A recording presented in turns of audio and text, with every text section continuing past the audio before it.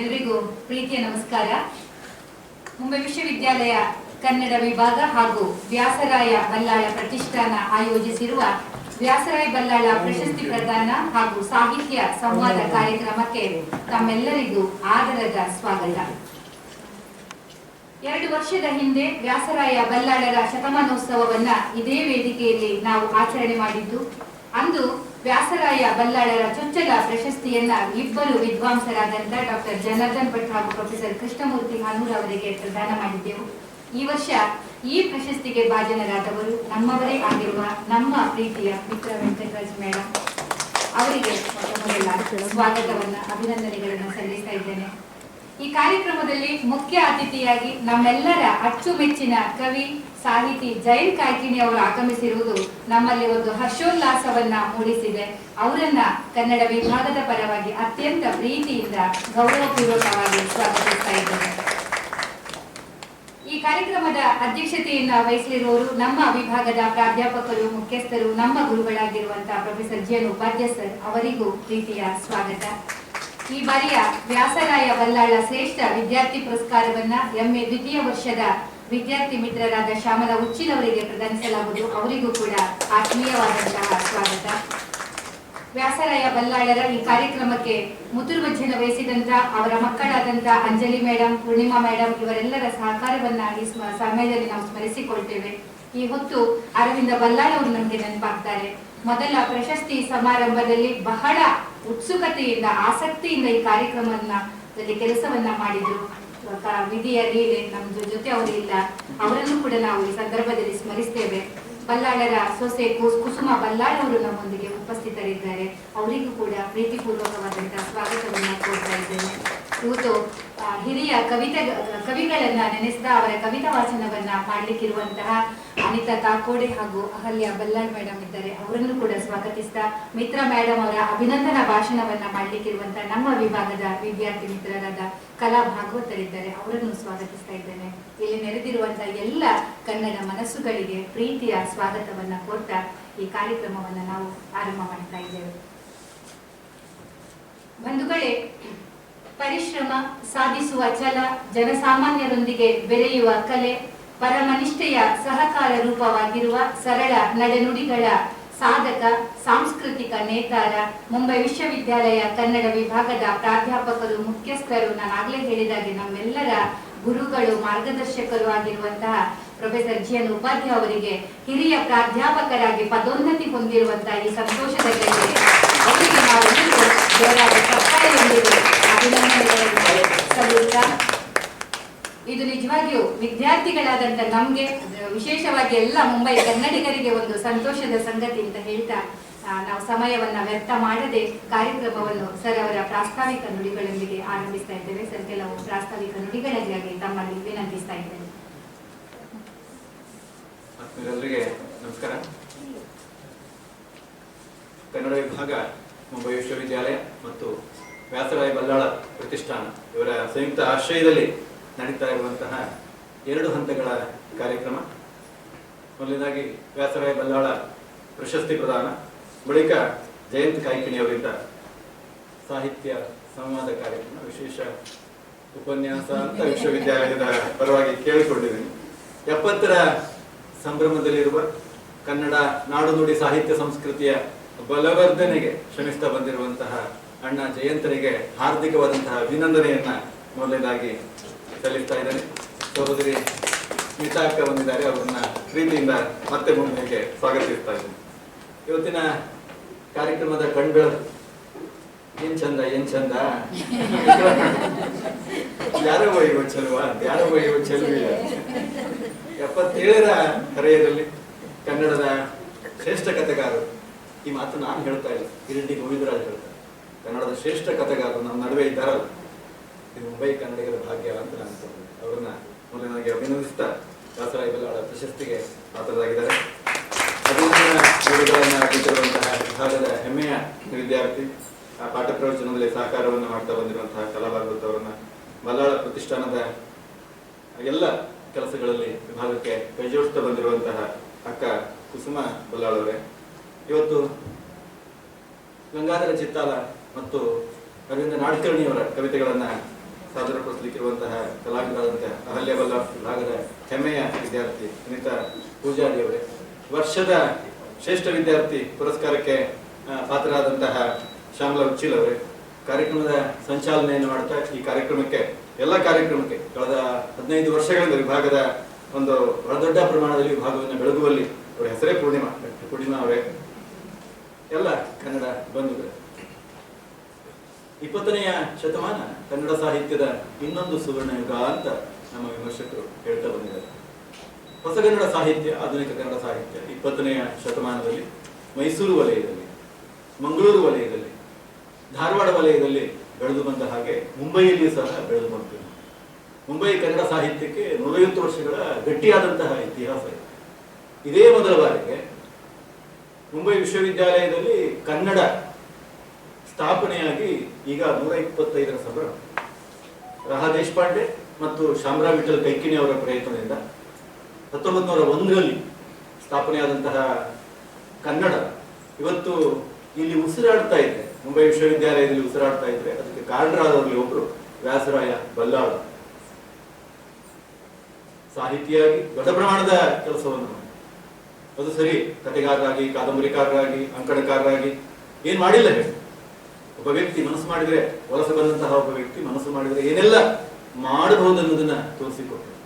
ಜೊತೆಗೆ ಕನ್ನಡವನ್ನು ಕಟ್ಟುವ ಕೆಲಸವನ್ನು, ಇದು ಬಹಳ ದೊಡ್ಡ ಕರ್ನಾಟಕ ಸಂಘದ ಬೇರೆ ಬೇರೆ ಜವಾಬ್ದಾರಿಗಳನ್ನು ಹೊರತ ಇಲ್ಲಿಯ ಒಂದು ಕನ್ನಡದ ಆ ಜೋಪಾಸನ ಅಂತ ಹೇಳ್ತೇವೆ, ಕನ್ನಡದ ಒಂದು ರೀತಿಯಲ್ಲಿ ಕನ್ನಡದ ಒಂದು ಬೆಳವಣಿಗೆ, ಒಂದು ಅಭಿವೃದ್ಧಿ ಬಹಳ ದೊಡ್ಡ ಒಂದು ಪಾತ್ರವನ್ನ ವಹಿಸಿದವರು ವ್ಯಾಸರಾಯ ಬಲ್ಲಾಳರು.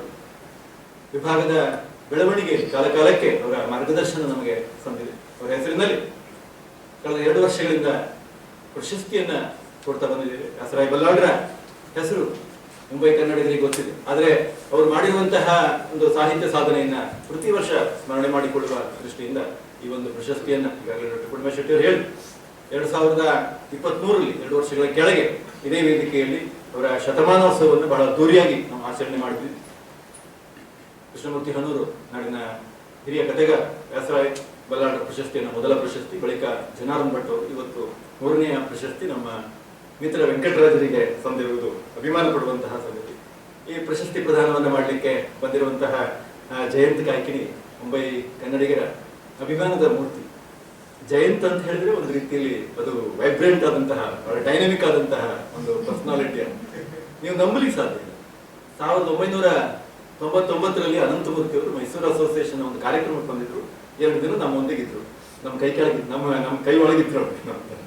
ಅಲ್ಲಿ ಎಲ್ಲ ಬೇರೆ ಮುಂಬೈಯ ಎಲಿಫೆಂಟ್ ಅಲ್ಲಿ ಇಲ್ಲಿ ಎಲ್ಲ ಅಡ್ಡಾಡಿಸಿ ಒಂದು ಸಂದರ್ಶನ ಮಾಡಿದೆ. ಆ ಸಂದರ್ಭದಲ್ಲಿ ಹಿಂದೆ ಹೇಳಿದ್ದೆ ಅಂತ ಕಾಣುತ್ತೆ. ಆವಾಗ ನಿಮಗೆ ಬಹಳ ಇಷ್ಟವಾದಂತಹ ಲೇಖಕರು, ಸಾಹಿತಿಗಳು ಯಾರು ಅಂತ ಕೇಳಿದಾಗ ತಕ್ಷಣ ಅವರು ಜಯಂತ್ ಕಾಯ್ಕಿಣಿ ಅಂತ. ನಾನು ಆಶ್ಚರ್ಯ. ಇದು ಆಗಿ 26 ವರ್ಷ. ಆವಾಗ ಜಯಂತರು 45, 46, ಈಗ 70, 45, 46 ಪದೇ ಪದೇ 20 ಅಂತ 20. ಆ ಚೈತನ್ಯ ಇದೆ ಅಲ್ಲ, ಆ ಉಮೇದು ಇದೆ ಅಲ್ಲ, ಅದು ಬಹಳ ದೊಡ್ಡದು. ನೋಡಿ, ಒಬ್ಬ ಅನಂತಮೂರ್ತಿ ಅಂತಹ ಜ್ಞಾನಪೀಠ ಪ್ರಶಸ್ತಿ ಪಡೆದಂತಹ ಲೇಖಕ ಯಾಕೆ ಬಿಡ್ಲಿಲ್ಲ ನಾನು ಅವ್ರನ್ನ. ಅವ್ರು ಹೇಳಿದ್ರು, ಜಯಂತ್ ಕಟ್ಟಿಕೊಡುವಂತಹ ಕಥನ ಸಾಹಿತ್ಯದಲ್ಲಿ, ಗದ್ಯ ಸಾಹಿತ್ಯದಲ್ಲಿ ಜಯಂತ್ ಕಟ್ಟಿಕೊಡುವಂತಹ ರೂಪಕ ಇದೆ. ನನ್ ಬಹಳ ಹೊಟ್ಟೆ ಕಿಚ್ಚಾಗ್ತಾ ಇದೆ ಅಂತ ಅವ್ರು ಹೇಳಿದ್ರು. ಇದು ಬಹಳ ಒಬ್ಬ ಶ್ರೇಷ್ಠ ಸಾಹಿತಿ, ಇನ್ನೊಬ್ಬ ಕಿರಿಯ ತಲೆಮಾರಿನ ಸಾಹಿತ್ಯವನ್ನ ಇಷ್ಟು ಗೌರವದಿಂದ ಕಾಣ್ತಾನೆ.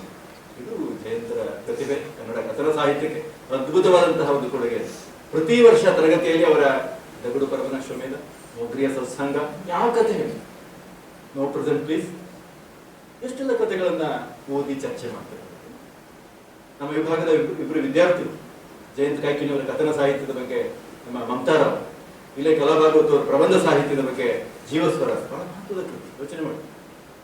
ಹಾಗಾಗಿ ಕಾಲಕಾಲಕ್ಕೆ ವಿಭಾಗದ ಮಾರ್ಗದರ್ಶನವನ್ನ, ಕಾಲಕಾಲಕ್ಕೆ ವಿಭಾಗಕ್ಕೆ ಸಹಾಯ ಸಹಕಾರವನ್ನ ಮಾಡ್ತಾ ಬಂದವರು. ಹಿಂದೆ ಸಹ ಅನೇಕ ಉಪನ್ಯಾಸಗಳನ್ನು ಅವರು ಮಾಡಿದ್ದಾರೆ. ಕನ್ನಡ ಕಥನ ಸಾಹಿತ್ಯವನ್ನು, ಕನ್ನಡ ಗದ್ಯ ಸಾಹಿತ್ಯವನ್ನು ಬೆಳೆಸಿದಂತಹ, ಅದಕ್ಕೆ ಹೊಸ ಆಯಾಮವನ್ನು ನೀಡಿದ, ಹೊಸ ನೀರು ಹಾಯಿಸಿದಂತಹ ಡಾಕ್ಟರ್ ಜಯಂತ್ ಕಾಯ್ಕಿಣಿ. ತುಮಕೂರು ವಿಶ್ವವಿದ್ಯಾಲಯ ಅವರ ಸಾಹಿತ್ಯ ಸಾಧನೆಯನ್ನು ಗಮನಿಸಿ ಗೌರವ ಡಾಕ್ಟರೇಟ್ ಕೊಟ್ಟು ಇದು ಅಭಿಮಾನ ಪಡುವಂತಹ ಸಂಗತಿ. ಮುಂಬೈ ಅಂತ ಹೇಳಿದ್ರೆ ಒಂದು ವಿಶಿಷ್ಟವಾದಂತ, ಅನೇಕರು ಮುಂಬೈ ಅಂತ ಹೇಳಿದ್ರೆ ಅದಿಲ್ಲ ಇದಿಲ್ಲ ಅಭಾವ ವಿಭಾವ ಅಭಾವ ಏನೆಲ್ಲ ಹೇಳ್ತಾ ಇರ್ತಾರೆ. ಜಯಂತ್ ಹಾಕೋದು ಬಹಳ ಬಹಳ ಒಂದು ಚೈತನ್ಯ ಮೂರ್ತಿ ಇದ್ದ. ಬಲ್ಲಾಳರು ಅದನ್ನ ವಾತ್ಸಲ್ಯ ಒಂದು ವಾತ್ಸಲ್ಯದ ಮೂರ್ತಿ ಅವರು, ವಾತ್ಸಲ್ಯ ಪದದ ರೂವಾರಿ ಅಂತ ಹೇಳಿ ವಿಭಾಗ ಒಂದು ಕಿರು ಪುಸ್ತಕವನ್ನ, ಇವೆಲ್ಲವೂ ಕನ್ನಡದ ಕೈಂಕರ್ಯ ಅಂತ, ಕನ್ನಡದ ಕೆಲಸ. ಈ ಭಾಗದ ಸಾಹಿತಿಗಳ ಸಾಧನೆಯನ್ನ ದಾಖಲಿಸುವ, ಈ ಭಾಗದ ಸಾಹಿತಿಗಳನ್ನು ಗೌರವಿಸುವಂತಹ ಕರ್ತವ್ಯ ವಿಭಾಗದ್ದು ಅಂತ ಅನ್ಕೊಂಡಿದ್ದೀನಿ. ಕಳೆದ 46 ವರ್ಷಗಳಿಂದ ಸತತವಾಗಿ ವಿಭಾಗ ಕನ್ನಡದ ಕೆಲಸವನ್ನ ಮಾಡ್ತಾ ಇದೆ. ಹಾಗಾಗಿ ವಿಭಾಗಕ್ಕೆ ಎ ಗ್ರೇಡ್ ಮಾನ್ಯತೆ ಸಿಕ್ಕಿದೆ. ಇದು ಸಾಮಾನ್ಯದ ಮಾತಾಡ 56 ವಿಭಾಗದ ಅತಿ ಹೆಚ್ಚು ಪ್ರಕಟಣೆಗಳಿವೆ ನಮ್ಮಲ್ಲಿ, 115. ನೋಡಿ, ಹೊಸ ಪ್ರಕಟಣೆಯಾಗಿ ದಿನಕರ ದೇಸಾಯಿ ಅವರ ಮಹಾಮಂಡಲೇಶ್ವರರು ಕಲ್ಯಾಣಿ ಚಾಲುಕ್ಯರ ಕೈಕೆಳಗಿನ ಬಹಳ ದೊಡ್ಡ ಮಹಾಪ್ರಬಂಧ 1952ರಲ್ಲಿ ಪ್ರಕಟವಾದಂತಹ ಇಂಗ್ಲಿಷ್ ಮಹಾಪ್ರಬಂಧ. ಅದು ಇವತ್ತು ಕನ್ನಡ ವಿಭಾಗದ ಇದನ್ನು ಬಹಳ ಸೊಗಸಾಗಿ ನಮ್ಮ ಉಮಕ್ಕ ಮಾಡಿದರು. ಉಮಾ ರಾಮರಾವ್ ಅವರು ಕನ್ನಡಕ್ಕೆ ಅನುವಾದ. ಇದು ಸಾಮಾನ್ಯ.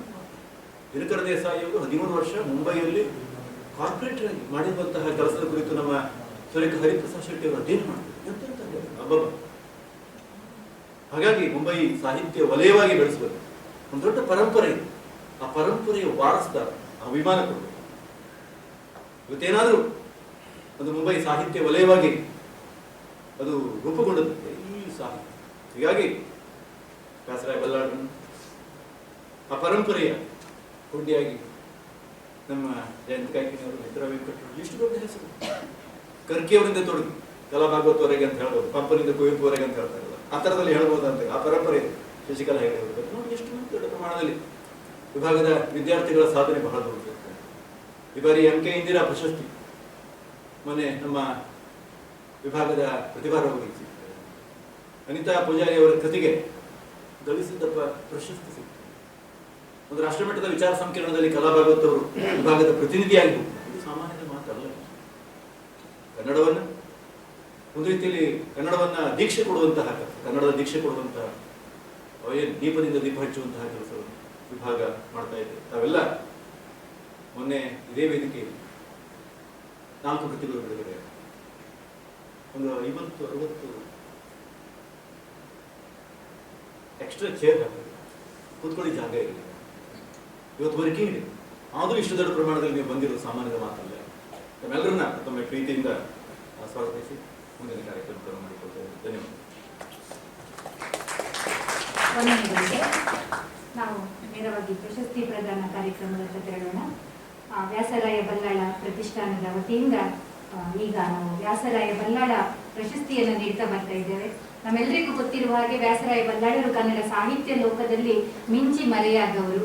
ಬಂಡಾಯ, ಹೇಮಂತಗಾನ, ಅನುರಕ್ತೆ, ವಾತ್ಸಲ್ಯ ಪಥ, ಆಕಾಶಕ್ಕೊಂದು ಕಂದಿಲು ಮುಂತಾದ ಕಾದಂಬರಿಗಳು, 100 ಸಣ್ಣ ಕಥೆಗಳು, ನಾಟಕ, ಮಕ್ಕಳ ಸಾಹಿತ್ಯ, ಲೇಖನಗಳ ಸಂಗ್ರಹ ಮೊದಲಾದ ವೈವಿಧ್ಯಮಯವಾದಂತಹ ಸಾಹಿತ್ಯ ಕೃತಿಗಳಿಂದ ಕನ್ನಡ ಸಾಹಿತ್ಯ ಲೋಕವನ್ನ ಬೆಳಗಿದ ವ್ಯಾಸರಾಯ ಬಲ್ಲಾಳರ ಹೆಸರಿನಲ್ಲಿ ಮುಂಬೈ ವಿಶ್ವವಿದ್ಯಾಲಯ ಕನ್ನಡ ವಿಭಾಗದಲ್ಲಿ ಒಂದು ಪ್ರತಿಷ್ಠಾನವನ್ನು ಸ್ಥಾಪಿಸಿ ಆ ಮೂಲಕ ಪ್ರಶಸ್ತಿ ಕೊಡ್ತಾ ಇರೋದು ನಿಜಕ್ಕೂ ಅಭಿಮಾನದ ಸಂಗತಿ. ಕಾರಣಕರ್ತರಾದ ಎಲ್ಲರಿಗೆ ವಂದನೆಗಳನ್ನ ಸಲ್ಲಿಸ್ತಾ ಇದ್ದೇವೆ. ಈಗ ಈ ವರ್ಷದ ಈ ಒಂದು ಪ್ರಶಸ್ತಿಗೆ ಪಾತ್ರರಾದವರು ನಾನಾಗ್ಲೇ ಹೇಳಿದ ಹಾಗೆ ಮುಂಬೈ ಕನ್ನಡಿಗರ ಪ್ರೀತಿಯ ಅಕ್ಕ. ನಮ್ಮೆಲ್ಲರಿಗೂ ಅದನ್ನು ಹೇಳಲಿಕ್ಕೆ ನನಗೆ ಹೇಳುವುದಿಲ್ಲ ಅಂತ ಹೇಳಿದವರಿಗೆ ಆ ಒಂದು ಪ್ರೀತಿಗೆ ಪಾತ್ರರಾದಂತ ಮಿತ್ರ ವೆಂಕಟರಾಜ್ ಅವರು ಕುಂದಾಪುರದಲ್ಲಿ ಜನಿಸಿ ಮುಂಬೈಗೆ ಬಂದ ಅವರು ಮುಂಬೈಯನ್ನ ಬೆರಗು ಕಣ್ಣಿನಿಂದ ನೋಡುತ್ತಲೇ ಅವರ ಅನುಭವಗಳು ಅಕ್ಷರ ರೂಪಕ್ಕೆ ಇಳಿಯಿತು. ಅನಂತರ ಆ ಮಾಯಕದ ಸತ್ಯ ಆಗಿರ್ಬೋದು, ಒಂದು ಹೊಸಗೆ ಆಗಿರ್ಬೋದು, ನನ್ನ ಕನಿ ಲೋಫರ್ನಂತಹ ಕಥಾ ಸಂಕಲನಗಳು, ಪಾಚಿ ಕಟ್ಟಿದ ಪಾಗಾರ ಎನ್ನುವಂತಹ ಕಾದಂಬರಿ, ಬೊಗಸೆಯಲ್ಲಿಟ್ಟು ಬೆಳಕು ತುಂಬಿದಂತ ಕೆಲವೊಂದು ಚಿಂತನಾತ್ಮಕ ಸಂಗ್ರಹಗಳಾಗಿರ್ಬೋದು. ಇತ್ತೀಚೆಗೆ ಅವರ ಮಹತ್ವದ ಕೃತಿ ಅಂತ ಹೇಳಿದ್ರೆ ಒಂದು ಪುರಾತನ ನೆಲದಲ್ಲಿ ಅಮಿತಾವ್ ಘೋಷ್ ಅವರ ಮೂಲ ಕೃತಿಯನ್ನು ಅವರು ಅನುವಾದ ಮಾಡಿರುವಂತದ್ದು. ಈ ರೀತಿ ಸಾಹಿತ್ಯ ಕ್ಷೇತ್ರದಲ್ಲಿ ಸದಾ ತನ್ನನ್ನ ತೊಡಗಿಸಿಕೊಂಡಿರುವಂತಹ ಮಿತ್ರ ವೆಂಕಟರಾಜ್ ಮೇಡಮ್ ಅವರು ಈ ವರ್ಷದ ಈ ಪ್ರಶಸ್ತಿಗೆ ಪಾತ್ರರಾಗಿದ್ದಾರೆ. ಅವರಿಗೆ ಅನೇಕ ಪ್ರಶಸ್ತಿಗಳು ಈ ಮೊದಲು ಕೂಡ ದೊರೆತಿವೆ. ಮೊದಲ ಪ್ರಶಸ್ತಿ ಖಂಡಿತವಾಗಿಯೂ ಅಲ್ಲ. ಅವರ ಒಂದು ಹೊಸಗೆ ಒಯ್ಯುವುದಿತ್ತು ಕಥೆಗೆ ದಿಲ್ಲಿಯ ಕಥಾ ಪ್ರಶಸ್ತಿ, ರತ್ನಮ್ಮ ಹೆಗಡೆ ಪ್ರಶಸ್ತಿ, ಅದೇ ರೀತಿ ಕನ್ನಡ ಸಾಹಿತ್ಯ ಪರಿಷತ್ತಿನ ಅಂತಾರಾಷ್ಟ್ರೀಯ ಮಹಿಳಾ ವರ್ಷದ ಪ್ರಶಸ್ತಿ, ಕರ್ನಾಟಕ ಲೇಖಕರ ಸಂಘದ ಸಾವಿತ್ರಮ್ಮ ನಿಧಿ ಪ್ರಶಸ್ತಿ, ಕಾಂತಾವರದ ವರ್ಧಮಾನ ಸಾಹಿತ್ಯ ಪ್ರಶಸ್ತಿ, ಕರ್ಕಿ ವೆಂಕಟರಮಣ ಸೂರಿ ಪ್ರಶಸ್ತಿ, ಹೀಗೆ ಅನೇಕ ಪ್ರಶಸ್ತಿಗಳು ಅವರ ಮುಡಿಗೇರಿವೆ. ಆ ಸಾಲಿಗೆ ಇವತ್ತು ವ್ಯಾಸರಾಯ ಬಲ್ಲಾಳ ಪ್ರತಿಷ್ಠಾನದ ಈ ಒಂದು ಪ್ರಶಸ್ತಿ ಅವರಿಗೆ ಸಿಗ್ತಾ ಇದೆ. ಸಂತೋಷ ಅಂತ ಹೇಳಿದ್ರೆ ಅವರ ಒಂದು ಬದುಕು ಬರಹವನ್ನ ನಮ್ಮ ವಿಭಾಗದ ವಿದ್ಯಾರ್ಥಿ ಮಿತ್ರರಾಗಿರುವಂತಹ ಸವಿತಾ ಅರುಣ್ ಶೆಟ್ಟಿ ಅವರು ಸೊಗಸಾಗಿ ಒಂದು ಕಟ್ಟಿ ಅದಕ್ಕೊಂದು ಸೂಕ್ತವಾದಂತಹ ಆಕರ್ಷಕ ಬೆಳಕಿಂಡಿ ಎನ್ನುವಂತ ಶೀರ್ಷಿಕೆಯನ್ನ ನೀಡಿ ಅದನ್ನ ಪುಸ್ತಕ ರೂಪದಲ್ಲಿ ತಂದಿರುವಂತದ್ದು ಮತ್ತು ಸಂತೋಷದ ಸಂಗತಿ. ಈಗ ವೇದಿಕೆಯಲ್ಲಿರುವಂತಹ ಗಣ್ಯರು ವಿಶೇಷವಾಗಿ ಈ ಪ್ರಶಸ್ತಿ ಪ್ರದಾನವನ್ನ ಮಾಡಲಿಕ್ಕೆ ಜೈನ್ ಕಾಯ್ಕಿಣಿ ಅವರು ಬಂದು ನಮ್ಗೆಲ್ಲರಿಗೂ ತುಂಬಾ ಖುಷಿ ಕೊಟ್ಟಿರುವಂತದ್ದು. ಅವರಿಗೆ ಪ್ರಶಸ್ತಿಯನ್ನ ಪ್ರದಾನ ಮಾಡಬೇಕು ಅಂತ ಕೇಳಿಕೊಳ್ತಾ ಇದ್ದೇನೆ.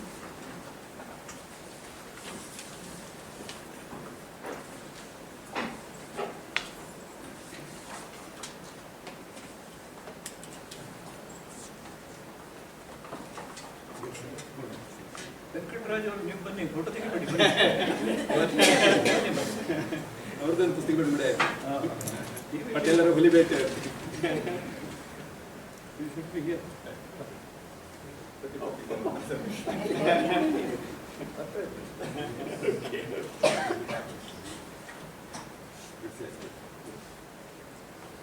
ಮೇಡಮ್ ಸ್ವಲ್ಪ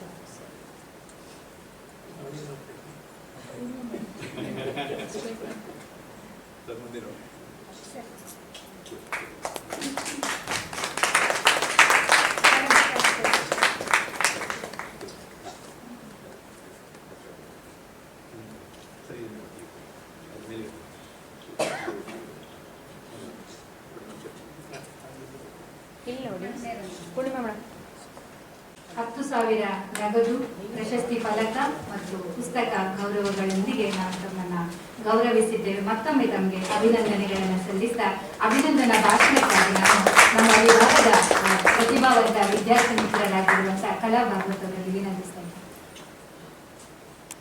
ಎಲ್ಲರಿಗೂ ನಮಸ್ಕಾರ.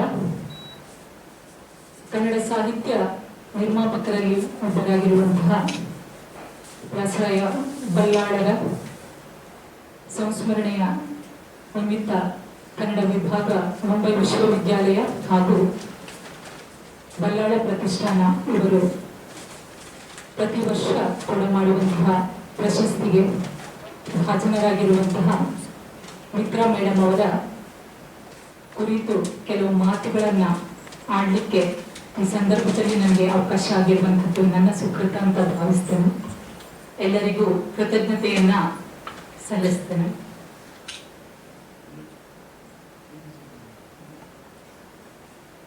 ಬರವಣಿಗೆಗಳ ಹಾವಳಿಯಲ್ಲಿ ಸತ್ವಪೂರ್ಣವಾದ ಸಾಹಿತ್ಯ ಮರೆಯಾಗಬಾರದು. ಬಲ್ಲಾಳರನ್ನ ಮತ್ತೆ ಮತ್ತೆ ನಾವೆಲ್ಲರೂ ಓದಿಕೊಳ್ಳಬೇಕು ಎನ್ನುವಂತಹ ಒಂದು ಅನಿವಾರ್ಯತೆಯನ್ನ ಇಲ್ಲಿ ಪ್ರಸ್ತಾಪ ಮಾಡ್ತಾ ನಾನು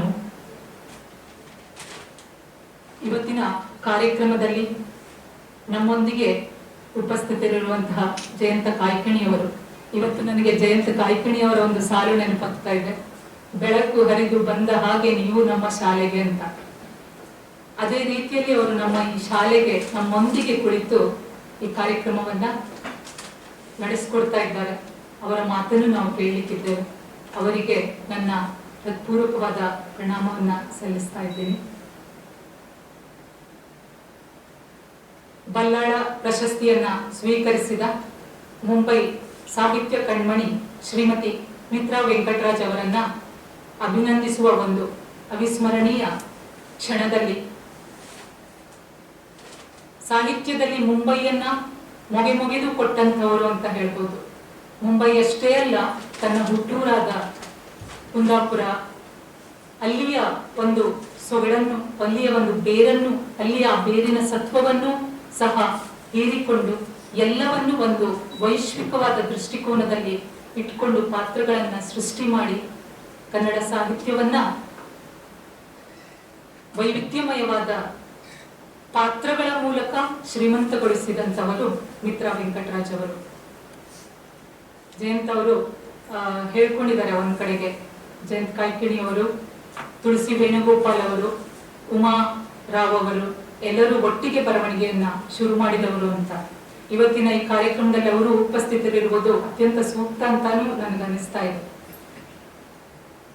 ಬಹಳ ಕಾಲದಿಂದ ಮುಂಬೈಯಲ್ಲಿ ವಾಸವಾಗಿದ್ದುಕೊಂಡು ಒಂದು ವಿಸ್ತೃತವಾದ ವ್ಯಾಪಕವಾದ ರೀತಿಯಲ್ಲಿ ಹಲವು ಆಯಾಮಗಳಲ್ಲಿ ಎಲ್ಲವನ್ನ ಗ್ರಹಿಸಿ ತನ್ನ ಕಥೆಗಳ ಮೂಲಕ ಕಥನ ಸಾಹಿತ್ಯದ ಮೂಲಕ ಕಟ್ಟಿಕೊಟ್ಟಿರುವಂತವರು ಮಿತ್ರ ವೆಂಕಟರಾಜ್ ಅವರು. ಅವೆಲ್ಲವನ್ನ ತಾನ ಸೃಷ್ಟಿಸುವಂತಹ ಪಾತ್ರಗಳೊಳಗೆ ಅವರು ತಣ್ಣನೆ ತುಂಬಿಡ್ತಾರೆ. ಕತೆ ಕಟ್ಟಿ ನಾಜೂಕಾಗಿ ಅಲ್ಲಿಂದ ಜಾರಿಕೊಂಡು ಬಿಡ್ತಾರೆ. ಆ ಮೂಲಕ ಪಾತ್ರವನ್ನ ಸ್ವತಂತ್ರವಾಗಿಸುವುದು ಇದೆಲ್ಲ ಒಂದು ರೀತಿಯ ಕಲೆಗಾರಿಕೆ. ಇದು ಎಲ್ಲದರಿಂದ ಸಾಧ್ಯವಿಲ್ಲ. ಅವರು ಅಕ್ಕಪಕ್ಕದಲ್ಲಿ ಕುಳಿತಿರುವಂತಹ ಮಹಾನುಭಾವರಿಂದ ಅಷ್ಟೇ ಸಾಧ್ಯ ಅಂತ ನನಗೆ ಅನಿಸುತ್ತೆ. ಇಂತಹ ಒಂದು ಪ್ರಬುದ್ಧವಾದ ಬರವಣಿಗೆಯನ್ನು ಮಾಡಿದಂತಹ ಮಿತ್ರ ವೆಂಕಟರಾಜ್ ಅವರು ಕನ್ನಡಿಗರ ನೆಚ್ಚಿನ ಕಥೆಗಾರರು ಹಾಗೂ ಕಾದಂಬರಿಕಾರರು.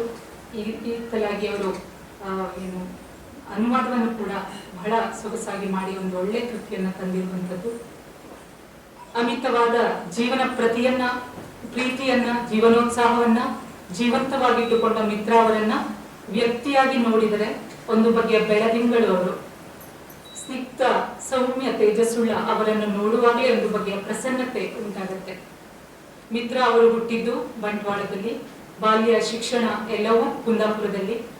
ವೃತ್ತಿಯಲ್ಲಿ ವೈದ್ಯರಾದ ಡಾಕ್ಟರ್ ಹಲಸನಾಡು ವೆಂಕಟರಮಣಯ್ಯ ಹಾಗೂ ಗೃಹಿಣಿ ಇಂದುಮತಿ ಇವರು ಅವರ ತಂದೆ ತಾಯಿ. ಅವರೇ ಹೇಳಿಕೊಂಡ ಹಾಗೆ ಕರ್ತವ್ಯ ಪಾಲನೆ, ಶಿಸ್ತು, ಸಂಗೀತ, ನಾಟಕ, ನೃತ್ಯ ಇವೆಲ್ಲದರಲ್ಲಿ ಆಸಕ್ತಿ ಇರುವ ತಂದೆಯ ಪ್ರಭಾವ, ವಿಶಾಲ ಮನೋಧರ್ಮ, ಆಧುನಿಕ ಮನೋಧರ್ಮವನ್ನು ಹೊಂದಿದ್ದ ತಾಯಿ ಅವರ ಗಾಢವಾದ ಪ್ರಭಾವ ಇವೆಲ್ಲವೂ ಆಗಿರುವುದರಿಂದಲೇ ಬಹುಶಃ ಮಿತ್ರ ಅವರು ಒಂದು ಪೂರ್ಣ ವ್ಯಕ್ತಿತ್ವವನ್ನು ರೂಪಿಸಿಕೊಳ್ಳಿಕ್ಕೆ ಕಾರಣ ಆಯಿತು ಅಂತ ನಾವು ಭಾವಿಸಬಹುದು. ಕೌಟುಂಬಿಕ ಒಡನಾಟ ಹಾಗೂ ಸಾಹಿತ್ಯ ರಚನೆಗೆ ಪರಸ್ಪರ ಅನುರೂಪವಾಗಿ ಹೊಂದಿಕೊಂಡಂತಹ ಮಿತ್ರ ಹಾಗೂ ವೆಂಕಟರಾಜ್ ದಂಪತಿಗಳಿಗೆ ಎಲ್ಲರನ್ನು ಅಕ್ಕರೆಯಿಂದ ಆತ್ಮೀಯತೆಯಿಂದ ಕಾಣುವ ಘನವಾದ ಸ್ವಭಾವ. ಮೈಥಿಲಿ ಹಾಗೂ ಜಯದೇವ ಇವರಿಬ್ಬರಿವರ ಮಕ್ಕಳು ವಿದೇಶದಲ್ಲಿ ವೃತ್ತಿ ನಿರತರಾಗಿದ್ದು ಸಾಹಿತ್ಯದ ಆಸಕ್ತ ಓದುಗರಾಗಿದ್ದಾರೆ. ಪತಿ ವೆಂಕಟರಾಜ್ ಅವರನ್ನ ಮಿತ್ರ ಅವರು ತನ್ನ ಸಾಹಿತ್ಯಕ್ಕೆ ಸಲಹೆ ಸೂಚನಕಾರರು, ಮೊದಲ ಓದುಗರು, ವಿಮರ್ಶಕರು ಆಗಿದ್ದಾರೆ ಎಂಬುದಾಗಿ ಬಹಳ ಅಭಿಮಾನದಿಂದ ಹೇಳಿಕೊಂಡಿರ್ತಾರೆ.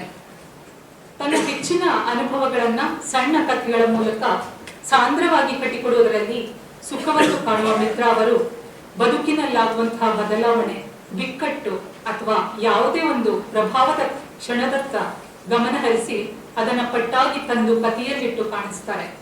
ನಡುವೆ ನುಸುಳುವಂತಹ ಅನೇಕ ಘಟನೆಗಳನ್ನ ಒತ್ತಾಯ ಪೂರ್ವಕವಾಗಿ ಬದಿಗಿಡಬೇಕಾದಂತಹ ಸಂದರ್ಭದಲ್ಲಿ ಕಾದಂಬರಿಯಲ್ಲಿ ಸಿಗುವಂತಹ ಸ್ವಾತಂತ್ರ್ಯದ ಕಡೆ ಅವರು ಆಕರ್ಷಿತರಾಗ್ತಾರೆ.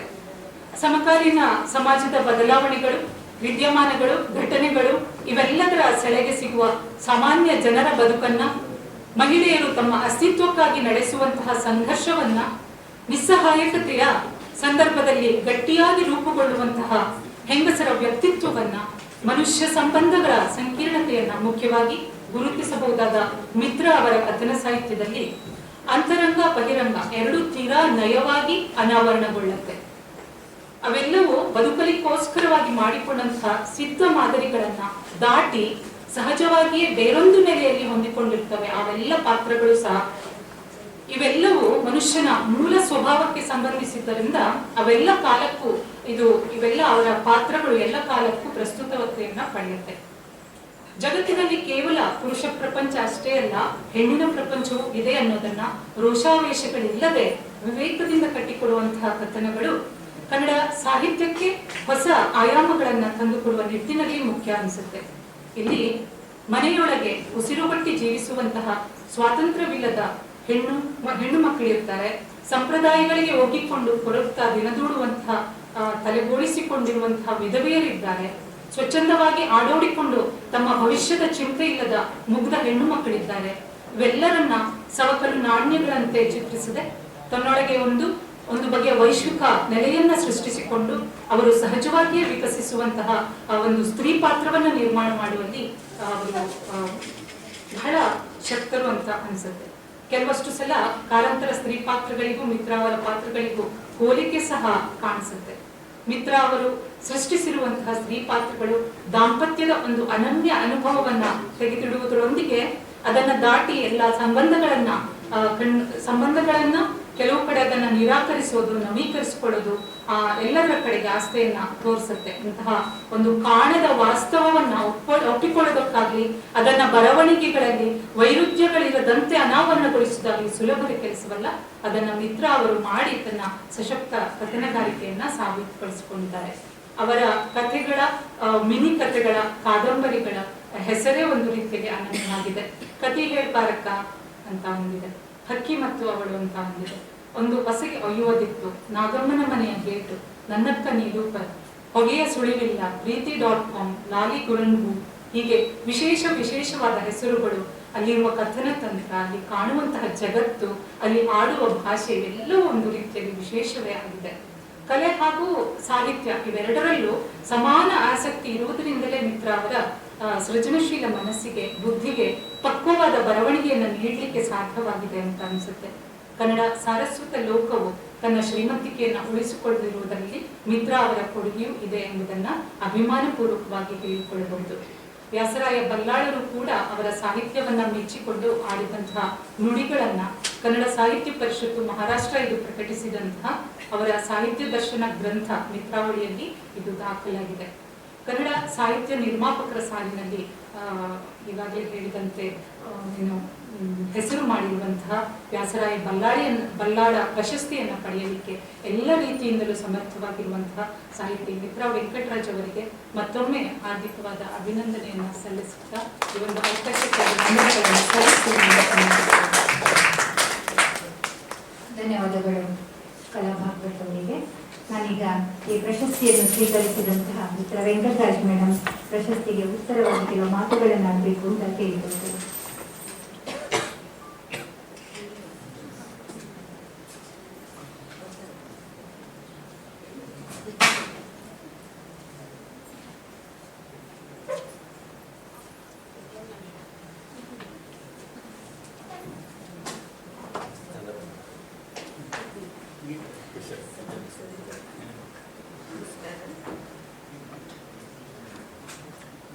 ವಿಶ್ವವಿದ್ಯಾಲಯದ ಕನ್ನಡ ವಿಭಾಗದ ಮುಖ್ಯಸ್ಥರಾದ ಡಾಕ್ಟರ್ ಗಣೇಶ್ ಉಪಾಧ್ಯಾಯ, ನಿರ್ವಹಣೆಯ ಕೆಲಸವನ್ನು ಒಂದು ಕಲೆಯಾಗಿ ಮೈಗೂಡಿಸಿಕೊಂಡ ಡಾಕ್ಟರ್ ಪೂರ್ಣಿಮಾ ಶೆಟ್ಟಿ, ಆತ್ಮೀಯ ಮಿತ್ರರು, ವ್ಯಾಸರಾಯ ಬಲ್ಲಾಳ ಕುಟುಂಬದವರು, ಸತ್ವಯುತ ಕಥೆಗಳನ್ನು, ಕಲಾತ್ಮಕವಾದ ಕವನಗಳನ್ನು ಬರೆಯುವ ಜಯಂತ್ ಹಾಗೂ ನೆರೆದಿರುವ ಎಲ್ಲ ಸ್ನೇಹಿತರು, ಬಂಧುಗಳು ಎಲ್ಲರಿಗೂ ಪ್ರೀತಿಯ ನಮಸ್ಕಾರ. ವೇದಿಕೆಯಲ್ಲಿ ಜಯಂತ್ರನ್ನು ನೋಡುವಾಗ ಹಿಂದಿನ ಮುಂಬೈಗೆ ವಾಪಸ್ ಹೋದರೇನೋ ಎಂದನಿಸುತ್ತಿದೆ. ಅವರು ಬಂದಿರುವುದು ಸಮಾರಂಭಕ್ಕೆ ಒಂದು ವಿಶೇಷ ಕಳೆ ಕೊಟ್ಟಿದೆ. ಜೊತೆಯಲ್ಲಿ ಸ್ಮಿತಾ ಬಂದಿರುವುದು ಇನ್ನಷ್ಟು ಖುಷಿ. ಜಯಂತ್ ನಮಗೆಲ್ಲ ಗೊತ್ತಿರುವ ಹಾಗೆ ಬೆಂಗಳೂರಲ್ಲಿದ್ದುಕೊಂಡು ಉತ್ತಮ ಮಟ್ಟದ ಕಥೆ, ಮನಸೆಳೆಯುವಂತಹ ಅರ್ಥಪೂರ್ಣ ಸಿನಿಮಾ ಹಾಡುಗಳಿಂದ, ಜನಪ್ರಿಯ ಟಿವಿ ಕಾರ್ಯಕ್ರಮಗಳಿಂದ ಕರ್ನಾಟಕದಲ್ಲಿ ಮನೆ ಮಾತಾಗಿದ್ದಾರೆ. ಆದರೆ ಇದೆಲ್ಲದಕ್ಕಿಂತ ಮೊದಲು ನಮ್ಮ ಜಯಂತ್ ಮುಂಬೈಯಲ್ಲಿದ್ದುಕೊಂಡು ಒಂದರ ಹಾಗೆ ಇನ್ನೊಂದಿಲ್ಲ ಎಂಬಂತ ಕತೆ ಕವನಗಳನ್ನು ಬರೆದದ್ದಷ್ಟೇ ಅಲ್ಲ, ತಮ್ಮ ನಡೆನುಡಿಗಳಿಂದ, ಕುಶಾಲ ಮಾತುಗಳಿಂದ ನಮ್ಮ ಮನಗಳನ್ನು ಗೆದ್ದಿದ್ದರು. ಈಗಲೂ ಅದೇ ಜಯಂತ್ ನಮ್ಮ ಮುಂದಿರುವಾಗ ಸಮಯ ನಿಂತು ಹೋದ ಅನುಭವ. ಅವರ ಕತೆಗಳಂತೆ, ಕವನಗಳಂತೆ ಇನ್ನೂ ಅದೇ ರೀತಿ ಇದ್ದಾರೆ. ಅವರ ಕಾವ್ಯದ ಸೆಲೆ ಹಾಗೆಯೇ ಇರುತ್ತಿದೆ. ಅವರು ಒಬ್ಬ ನಿಜವಾದ ಅರ್ಥದಲ್ಲಿ ಸೃಜನಶೀಲ ವ್ಯಕ್ತಿ. ಪೆನ್ನು ಕಚ್ಚಿಕೊಂಡು ಬೇಕಾದ ಉಪಮೆಗೆ ತಡಕಾಡುವ ಅವಶ್ಯಕತೆ ಅವರಿಗಿಲ್ಲ. ಅವರ ಉಪಮೆಗಳು, ಪ್ರತೀಕಗಳು ಸ್ವಾಭಾವಿಕವೆಂಬಂತೆ, ಪಾರಿಜಾತದ ಮರದಲ್ಲಿ ಹೂಗಳು ಅರಳುವಂತೆ ಅರಳುತ್ತವೆ ಎಂದು ನನಗನಿಸುತ್ತದೆ. ಜಯಂತ್ ಯಾವಾಗಲೂ ಫ್ರೆಶ್, ಹಾಗೆಯೇ ಇರಲಿ ಎಂದು ಹಾರೈಸುತ್ತಾರೆ. 2 ವರ್ಷಗಳ ಕೆಳಗೆ ಬಹಳ ಉಮೇದಿನಿಂದ ಬಲ್ಲಾಳ ಪ್ರತಿಷ್ಠಾನವನ್ನು ಆರಂಭಿಸಿದ ಬಲ್ಲಾಳರ ಮಗ ಅರವಿಂದ ಬಲ್ಲಾಳ್ ಇಂದು ನಮ್ಮೊಂದಿಗಿಲ್ಲ. ಇದನ್ನು ನಂಬಲಿಕ್ಕೆ ಸಾಧ್ಯ ಆಗುವುದಿಲ್ಲ. ಅವನನ್ನು ಅಕ್ಕರಿಂದ ನೆನೆಯುತ್ತಾ ಪ್ರತಿಷ್ಠಾನವನ್ನು ಮುಂದುವರಿಸಿಕೊಂಡು ಹೋಗುತ್ತಿರುವ ಕುಸುಮ ಮತ್ತು ಋತ್ವಿಕರನ್ನು ಹಾಗೂ ಅವರೊಂದಿಗೆ ಕೈ ಜೋಡಿಸಿರುವ ಪೂರ್ಣಿಮಾ ಅಂಜಲಿಯರನ್ನು ಅಭಿನಂದಿಸುತ್ತೇವೆ. ಇವತ್ತು ಬೆಳಿಗ್ಗೆ ಕುಸುಮನ ಹತ್ರ ಮಾತಾಡ್ತಾ ಇದ್ದೆ. ಅವಳಿಗೆ ಪಾಪ ದುಃಖ ಉಕ್ಕಿ ಬಂತು. ಅವಳು ಹೇಳಿದ್ರು, ನನಗೆ ಇವತ್ತು ಮಾತಾಡ್ಲಿಕ್ಕೆ ಸಾಧ್ಯ ಇಲ್ಲ, ನನ್ನ ಕಣ್ಣಲ್ಲಿ ನೀರೇ ಬರ್ಬೋದು ಅಂತ ಹೇಳಿದ್ರು. ನಾನು ಹೇಳಿಲ್ಲ, ಅವರೆಲ್ಲ ಮ್ಯಾನೇಜ್ ಮಾಡ್ತಾರೆ, ನಿನ್ನ ಉಪಸ್ಥಿತಿ ಮುಖ್ಯ ಅಷ್ಟೇ ಅಂತ ಹೇಳ್ತಾರೆ. ನಾನು ಒಬ್ಬ ಲೇಖಕಿಯಾಗಿ ಬೆಳೆಯುವಲ್ಲಿ ನನ್ನ ಹುಟ್ಟಿದೂರು ಕುಂದಾಪುರ ಹಾಗೂ ವಾಸಿಸುವ ಮುಂಬೈ ನಗರ ಎರಡರ ದೇಣಿಗೆಯೂ ಇದೆ. ಈಗಷ್ಟೇ ಕಲಾ ಹೇಳಿದ್ರು, ಹುಟ್ಟೂರಿನಲ್ಲಿ ನನಗೆ ಸಿಕ್ಕಿದ ಪ್ರೀತಿ, ವಿಶ್ವಾಸ, ಆತ್ಮೀಯತೆಗಳು ನನ್ನನ್ನು ರೂಪಿಸಿದಂತೆ ಮಹಾನಗರದ ಸುಖ ಸಂತೋಷ, ದುಃಖ ದುಮ್ಮಾನ, ಇಲ್ಲಿನ ಸಂಕೀರ್ಣತೆಗಳು ನನ್ನನ್ನು ತಿಳಿದಿವೆ. ಬದುಕಿನ ಬಗೆಗಿನ ನನ್ನ ಕಲ್ಪನೆಗೆ, ಬದುಕನ್ನು ನೋಡುವ ನನ್ನ ದೃಷ್ಟಿಗೆ ಹರಿತವನ್ನು ತಂದಿದೆ. ಈ ಎರಡೂ ಊರುಗಳನ್ನು ಪ್ರೀತಿಯಿಂದ ಸ್ಮರಿಸುತ್ತಾ ನನ್ನ ಮಾತುಗಳನ್ನು ಆರಂಭಿಸುತ್ತೇನೆ. ಕತೆ ಬರೆಯುವುದೆಂದರೆ ಅದೊಂದು ತೀರಾ ವೈಯಕ್ತಿಕ ಆಪ್ತಕ್ರಿಯೆ. ಸೃಜನಶೀಲ ಬರಹವೆಂದರೆ ಹಾಗೆ ಅಲ್ಲ. ಒಂಟಿಯಾಗಿ ಕುಳಿತು ನಮ್ಮಷ್ಟಕ್ಕೆ ನಮ್ಮೊಳಗೆ ಮಂಥನ ನಡೆಸಿ ಹೊರಬರುವ ಪ್ರಕ್ರಿಯೆ. ಪಾತ್ರಗಳ, ಘಟನೆಗಳ ಒಳಹೊಕ್ಕು ಬರೀಬೇಕಾದ್ರೆ ಇಂಥದ್ದೊಂದು ಧ್ಯಾನಸ್ಥ ಸ್ಥಿತಿ ಬೇಕೇ ಬೇಕಾಗ್ತದೆ. ಜಯಂತರಿಗೆ ಗೊತ್ತಿದೆ. ಹಾಗೆ ಹುಟ್ಟಿದ ಕಥೆಯಾಗಲಿ ಕವನವಾಗಲಿ ಕೊಡುವ ತೃಪ್ತಿ ಅಮೂಲ್ಯವಾದದ್ದು. ಮುಂದೆ ಅದು ಪ್ರಕಟವಾಗಿ ಸಾರ್ವತ್ರಿಕವಾದಾಗ ಓದುಗರು ಆ ಪಾತ್ರಗಳನ್ನು, ಘಟನೆಗಳನ್ನು ದಾಟಿ ಹೋಗುತ್ತಾ ಅದೇ ಮನಸ್ಥಿತಿಯನ್ನು ಅನುಭವಿಸುವುದರೆಂದರೆ ಅದು ಸಾರ್ಥಕ್ಯದ ಇನ್ನೊಂದು ಮಜಲು. ಇದು ನನ್ನ ಮಟ್ಟಿಗೆ ಅಂತಿಮ ಹಂತವೂ ಆಗುತ್ತದೆ.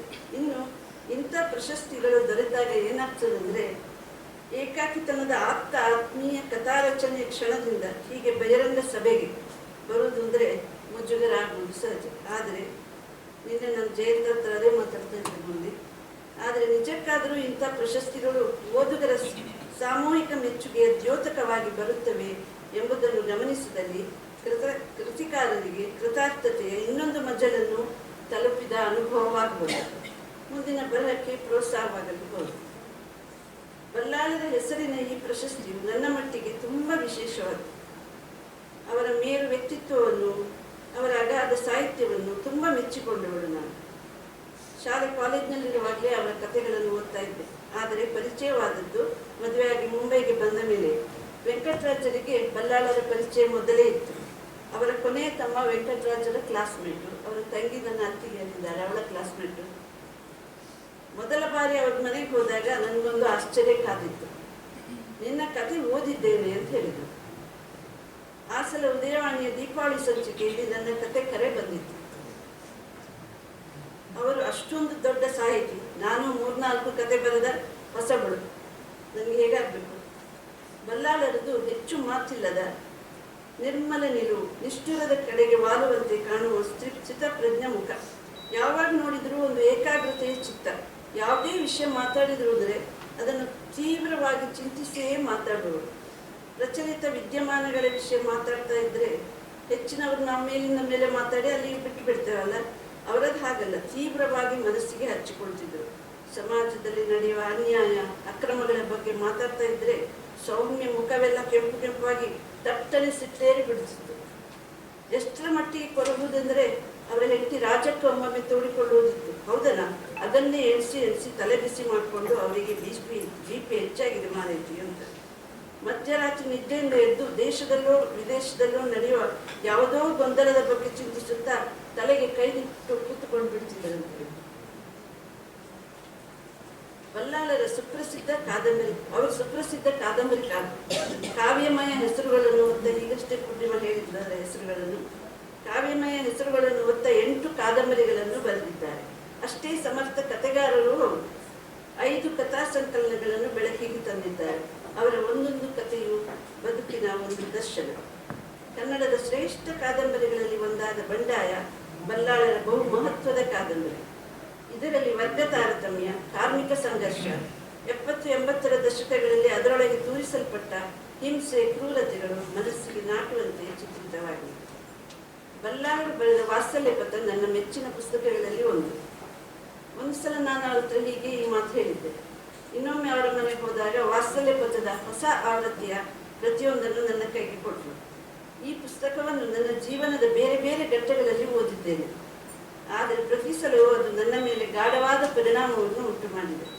ಬದುಕಿನಲ್ಲಿ ಎದುರಾದ ವ್ಯಕ್ತಿಗಳ ಹಾಗೆ ನಾನು ಅವರನ್ನು ನೆನಪಿಸಿಕೊಳ್ಳುತ್ತೇನೆ. ಯಶೋಧ, ಮಾಲತಿಯರ ಪಾತ್ರಗಳು ಈವರೆಗೆ ಕನ್ನಡ ಕಾದಂಬರಿಗಳಲ್ಲಿ ಎಲ್ಲೂ ಮೂಡದಂಥ ವಿಶಿಷ್ಟ ನೈಜ ಸ್ತ್ರೀ ಪಾತ್ರಗಳು. ಸ್ತ್ರೀವಾದದ ಗಾಳಿ ಬೀಸುವುದಕ್ಕೆ ದಶಕಗಳ ಹಿಂದೆಯೇ ಹೆಣ್ಣಿನ ಮಾನಸಿಕ ತುಮುಲ, ಬಿಡುಗಡೆಯ ಬಯಕೆಗಳಿಗೆ ಧ್ವನಿ ಕೊಟ್ಟು ಸಮರ್ಥ ಸ್ತ್ರೀ ಪಾತ್ರಗಳನ್ನು ಬಲ್ಲಾಳರು ಸೃಷ್ಟಿಸಿದರು. ನನಗೆ ವಾತ್ಸಲ್ಯ ಪಥ ಇಷ್ಟ ಆದರೆ ವೆಂಕಟರಾಜ್ಗೆ ಹೇಮಂತಗಾನದ ಫ್ಯಾನ್ ಅವರು. ಎಷ್ಟೋ ಸಲ ನಾವಿಬ್ಬರು ಅವರೊಡನೆ ಈ 2 ಕಾದಂಬರಿಗಳ ಬಗ್ಗೆ ಚರ್ಚೆ ಮಾಡಿದ್ದುಂಟು. ಸಾಹಿತ್ಯ, ಕಲೆ, ಸಂಗೀತ, ರಾಜಕೀಯ ಯಾವುದೇ ವಿಷಯದ ಬಗ್ಗೆ ಅವರಿಗಿರುವ ಆಸಕ್ತಿ, ಜ್ಞಾನ ಅಚ್ಚರಿ ಹುಟ್ಟಿಸುವಂಥದ್ದು. ಹೊಸ ವಿಷಯವನ್ನು ತಿಳಿದುಕೊಳ್ಳಲು ಬಲ್ಲಾಳರಿಗೆ ಇರುವ ಉಮೇದು ಉಲ್ಲೇಖಿಸುವಂಥದ್ದು. ವೆಂಕಟರಾಜರ ಹತ್ತಿರ ಅವರ ಉದ್ಯಮದ ಬಗ್ಗೆ, ಅದರ ಏಳು ಬೀಳುಗಳ ಬಗ್ಗೆ, ದೇಶದ ಉದ್ಯಮ ಪರಿಸ್ಥಿತಿಯ ಬಗ್ಗೆ ದೀರ್ಘವಾಗಿ ಮಾತನಾಡ್ತಿದ್ದರು. ಹೀಗೆ ವಿವಿಧ ಆಸಕ್ತಿ ಇರುವ ಜನರು ತೀರ ವಿರಳ. ಅವರೊಬ್ಬ ಉತ್ತಮ ಕಥೆಗಾರರಾಗಲು ಇದೂ ಒಂದು ಕಾರಣ ಇರ್ಬೋದು. ಇನ್ನು ನಾನು ಮುಂಬೈಗೆ ಬರುವ ಮೊದಲೇ ನನಗೆ ಮುಂಬೈಯ ಪರಿಚಯವಾಗಿದ್ದರೆ ಅದಕ್ಕೂ ಬಲ್ಲಾಳರ ಕಥೆ ಕಾದಂಬರಿಗಳೇ ಕಾರಣ. ಈ ಮಾತನ್ನು ಅನೇಕರು ಹೇಳುವುದನ್ನು ಕೇಳಿದ್ದೇನೆ. ಮುಂಬೈಯ ಸ್ಪಷ್ಟ ನೇರ ಆತ್ಮೀಯ ಚಿತ್ರಣವನ್ನು ಕೊಟ್ಟ ಕಥೆಗಾರರಲ್ಲಿ ಅವರು ಒಬ್ಬರು. ಜಯಂತಿದ್ದಾರೆ ಅವರ ಹಾಗೆ ಹಲವು ಮುಂಬೈ ಲೇಖಕರು ಮುಂಬೈಲಿದ್ದರೂ ಬಿಟ್ಟು ಬಂದ ಊರಿನ ಬದುಕನ್ನು ಚಿತ್ರಿಸುವುದು ಸಾಮಾನ್ಯ. ಚಿತ್ತಾಲರು ಹನೆಹಳ್ಳಿಯ ಬಗ್ಗೆ ಬರೆದ ಹಾಗೆ, ನಿಂಜೂರರು ಬಡ ನಿಧಿಯೂರಿನ ಬಗ್ಗೆ ಬರೆದ ಹಾಗೆ ವಲಸೆ ಲೇಖಕರಲ್ಲಿ ಈ ಬಗೆಯ ಹಳಹಳಿಕೆ ಸಾಮಾನ್ಯ. ನನಗೂ ಮೊದಲು ಊರಿದೇ ಬರೆಯುವ ಆಸಕ್ತಿ ಹೆಚ್ಚಿತ್ತು. ಆದರೆ ಬಲ್ಲಾಳರು ಹಾಗೆ ನೋಡಿದರೆ ಊರಿನ ಬಗ್ಗೆ ಬರೆದದ್ದು ಕಡಿಮೆ. ಇಲ್ಲಿನ ನೆಲದ ಕಥೆಯನ್ನೇ ಅವರು ಬರೆದದ್ದು ಜಾಸ್ತಿ. ಚಿಕ್ಕ ಪ್ರಾಯದಲ್ಲಿ ಮುಂಬೈಗೆ ಬರಬೇಕಾದ ಪರಿಸ್ಥಿತಿಯಿಂದಾಗಿ ತಾನು ಮುಂಬೈಯವನೇ ಆಗಿಬಿಟ್ಟಿದ್ದೇನೆ ಎನ್ನುತ್ತಿದ್ದರು. ಮಹಾನಗರವೊಂದನ್ನು ಪ್ರತಿನಿಧಿಸುವುದರಲ್ಲಿ ಬಲ್ಲಾಳರ ಆಕಾಶಕ್ಕೊಂದು ಕಂದೀಲು ಕಾದಂಬರಿಗಿಂತ ಉತ್ತಮ ಕಾದಂಬರಿ ಬೇರೊಂದಿರಲಿಕ್ಕಿಲ್ಲ. ಚಿತ್ರಕಲೆಯಲ್ಲಿ ಅಬ್ಸ್ಟ್ರಾಕ್ಟ್ ಎಂದು ಕರೆಯುವ ಅಮೂರ್ತ ಕಲಾರೂಪ ಇಲ್ಲಿ ಸಾಹಿತ್ಯ ಕೃತಿಯಾಗಿ ಬಂದಿದೆ. ಈ ಕಾದಂಬರಿಯಲ್ಲಿ ನಿರ್ದಿಷ್ಟ ನಾಯಕ ನಾಯಕಿಯರಿಲ್ಲ. ನಗರದ ಬೇರೆ ಬೇರೆ ಸ್ತರದ 10 ಹಲವು ಪಾತ್ರಗಳು, ಪ್ರತಿಯೊಂದು ಪಾತ್ರವು ನಾನು ಎಂಬ ಉತ್ತಮ ಪುರುಷ ಸರ್ವನಾಮವಾಗಿ ನಿಜ ನಾಮವನ್ನು ಕಳಚಿಟ್ಟು ಮಹಾನಗರದ ಆಳದಿಂದ ಮೇಲೆದ್ದು ಬರುವ ಪರಿ ಮೈ ಜುಮ್ಮೆನಿಸುವಂಥದ್ದು. ಅಷ್ಟೇ ಅಲ್ಲ, ನಾನು ಎಂದರೆ ನಿಜವಾಗಿಯೂ ಯಾರು ಎಂಬ ಸಾರ್ವಕಾಲಿಕ ಪ್ರಶ್ನೆಯೂ ನಮ್ಮನ್ನು ಕಾಡತೊಡಗುತ್ತದೆ. ನಾನು ನೀನು ಇವುಗಳಲ್ಲಿ ಮನುಷ್ಯ ಸಂಬಂಧಗಳನ್ನು ಹುಡುಕುತ್ತಾ ಸಮಷ್ಟಿ ಸಮಾಜದಲ್ಲಿ ಮನುಷ್ಯನ ಇರುವಿಕೆಯ ಅರ್ಥವನ್ನು ಉಳಿಸುವ ಈ ಕಾದಂಬರಿಯು ಕನ್ನಡ ಸಾರಸ್ವತ ಲೋಕಕ್ಕೆ ಒಂದು ವಿಶಿಷ್ಟವಾದ ಕೊಡುಗೆ. ಯಾವುದೇ ಕೆಲಸ ಹಿಡಿದ್ರೆ ಅವರ ಬಲ್ಲಾಳರ ತನ್ಮಯತೆಯನ್ನು ನೋಡಿಯೇ ನಂಬಬೇಕು.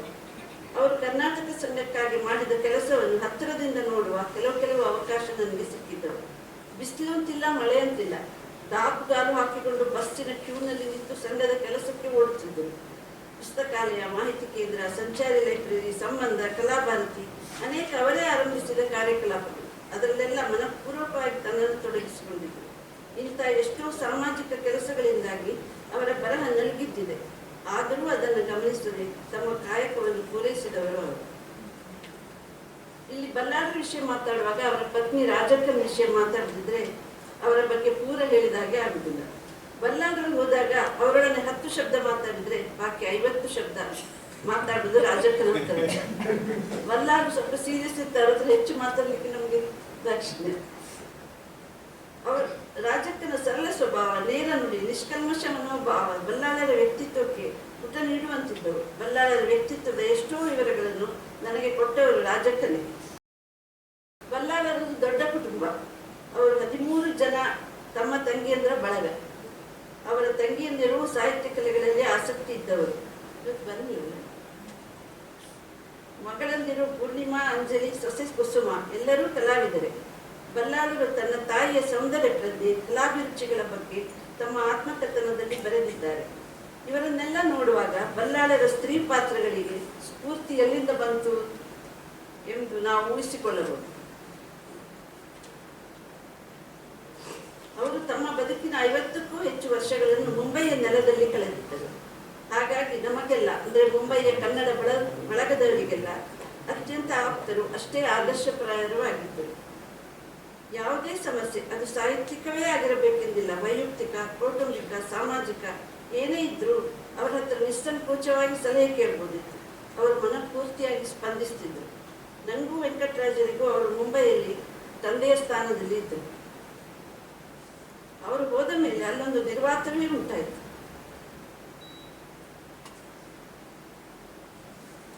ಏನ್ ಬರಿತಾ ಇದ್ದೀರಿ ಅಂತ ಕೇಳ್ತಿದ್ರು. ಎಷ್ಟೋ ಸಲ ಯಾಕೆ ಬರಿತಾ ಇಲ್ಲ ಅಂತ ಗದರಿದ್ದು ಇತ್ತು. ಈಗ ಯೋಚಿಸಿದ್ರೆ ಈಗ ಹಾಗೆ ಗದರುವ ಹಿರಿಯರು ಯಾರು ಇಲ್ಲದ ಹಾಗಾಗಿದೆ. ಬಲ್ಲಾಳರ ಹೆಸರಿನ ಈ ಪ್ರಶಸ್ತಿಯು ನನ್ನ ಮಟ್ಟಿಗೆ ಮನೆಯ ಹಿರಿಯರ ಆಶೀರ್ವಾದದಂತೆ. ಇದು ನನ್ನ ಮುಂದಿನ ಬರವಣಿಗೆಗೆ ಪ್ರಚೋದನೆಯಾಗಲಿ ಎಂದು ಮನಪೂರ್ವಕವಾಗಿ ಬಯಸಿ ಈ ಪ್ರಶಸ್ತಿಯನ್ನು ಪ್ರೀತ್ಯಾದರಗಳಿಂದ ಶಿರಸಾವಹಿಸಿ ಸ್ವೀಕರಿಸುತ್ತಿದ್ದೇನೆ. ಕನ್ನಡ ವಿಭಾಗಕ್ಕೂ ಬಲ್ಲಾಳ ಕುಟುಂಬಕ್ಕೂ ಜಯಂತರಿಗೂ ನಿಮಗೆಲ್ಲರಿಗೂ ಒಲವಿನ ಧನ್ಯವಾದಗಳು.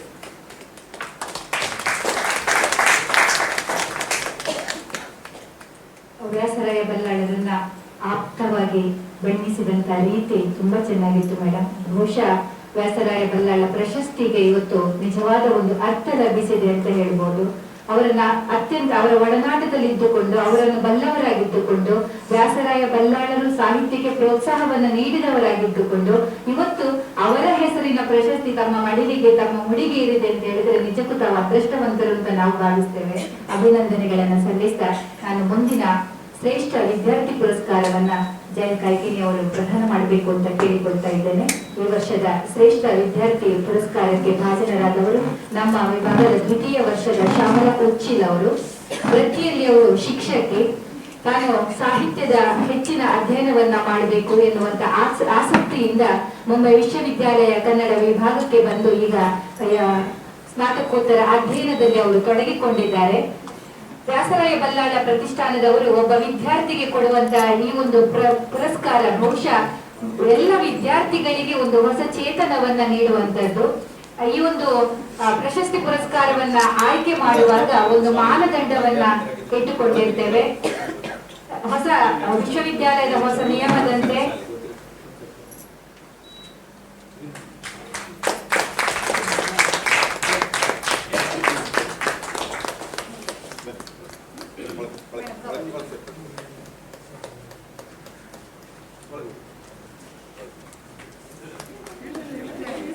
ಪ್ರತಿಷ್ಠಾನದ ಪರವಾಗಿ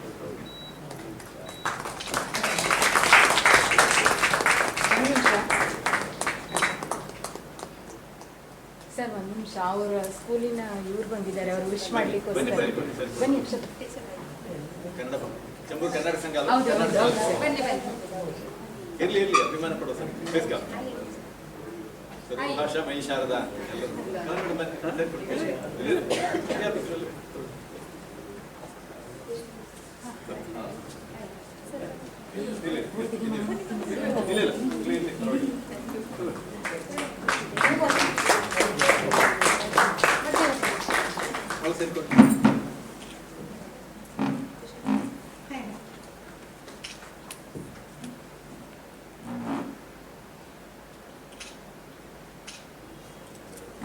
ಮುಂಬೈ ಕನ್ನಡ ಶಾಲೆಗಳ ಬಗ್ಗೆ ಅಧ್ಯಯನ ಮಾಡ್ತಾ ಇದ್ದಾರೆ. ನಾನೊಂದು ಮೊನ್ನೆ ಮರುಳಿನ ಒಂದು ಶಾಲೆಗೆ ಹೋಗಿದ್ದೆ. 230 ಮಕ್ಕಳು BPM ಶಾಲೆಯಲ್ಲಿದ್ದಾರೆ. ಠಾಣೆಯಲ್ಲಿ 230 ಮಕ್ಕಳು ಕನ್ನಡ ಅಧ್ಯಯನ ಮಾಡ್ತಾರೆ. ನಮ್ಮ ದುರ್ಗಪ್ಪ ಅವರಿದ್ದಾರೆ, ಅವ್ರ ಶಾಲೆಯಲ್ಲಿ 60 ಮಕ್ಕಳು ಕನ್ನಡ ಮಾಧ್ಯಮದಲ್ಲಿ. ಯೋಚನೆ ಮಾಡಿದ್ರು, ಅಭಿಮಾನ ಪಡಬೇಕು.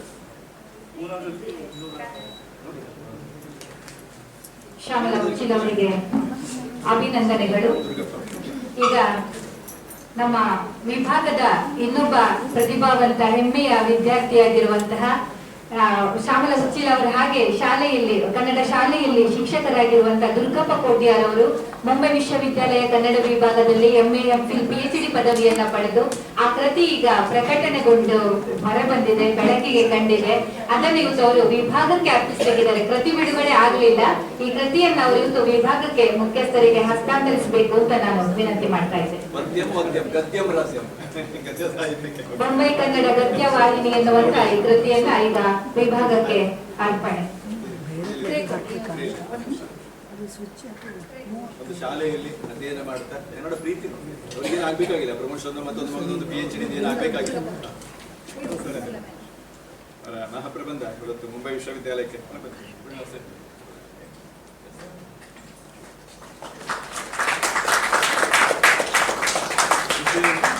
ಮುಂಬೈ ಕನ್ನಡ ಗದ್ಯ ಸಾಹಿತ್ಯ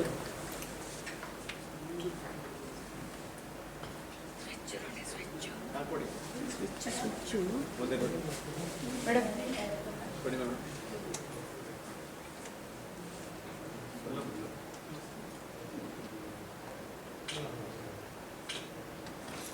ಇಲ್ಲಿಯ ಪಕ್ಕದಲ್ಲಿ ಕನ್ನಡ ಮಾಧ್ಯಮ ಶಾಲೆಯಲ್ಲಿ ಅಧ್ಯಾಪಕರಿಗೆ ಎಲ್ಲ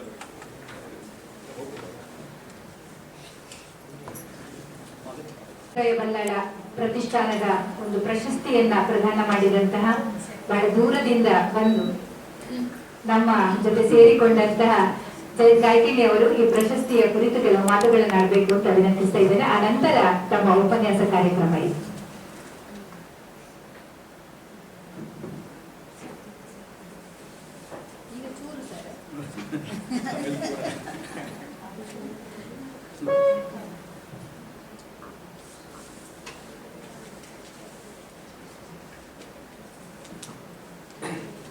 ನಮಸ್ಕಾರ, ಎಲ್ರಿಗೂ ನಮಸ್ಕಾರ. ಪೂರ್ಣಿಮಾ ಅವರು ಈಗ ಚೂರು ಸರ್, ಈಗ ಹೆಣ್ಮಕ್ಳಿಗೆ ಇಂಜೆಕ್ಷನ್ ಕೊಡುವಾಗ ನೋಯಿಲ್ಲ ಆ ಥರ ಏನಿಲ್ಲ. ಎಲ್ಲ ಒಟ್ಟಿಗೆ ಸುಮ್ಮನೆ ಒಂದು ಮಾತುಕತೆ ತರ ಮಾತಾಡೋದು ನಂದು ಅಭ್ಯಾಸ. ನಾನು ಉಪನ್ಯಾಸ ಅಂತ ಹಾಗೆ ಗಂಭೀರವಾಗಿ ಅನ್ನುವಂಥದ್ದೇನೋ ಇರೋದಿಲ್ಲ. ಒಂದಿಬ್ರು ಕವಿಗಳ ಬಗ್ಗೆ ಮಾತಾಡೋಣ ಅಂತಂದ್ರೆ ಆ ಕವಿಗಳ ಒಂದು ಎರಡೆರಡು ಕವಿತೆಗಳನ್ನ ಅಲ್ಲಿ ಅವರು ಮತ್ತೆ ಅನಿತಾ ಅವರು ಆಮೇಲೆ ಓದ್ತಾರೆ. ಆಮೇಲೆ ಅವ್ರ ಬಗ್ಗೆ ನಾನು ಸ್ವಲ್ಪ ಮಾತಾಡ್ತೀನಿ.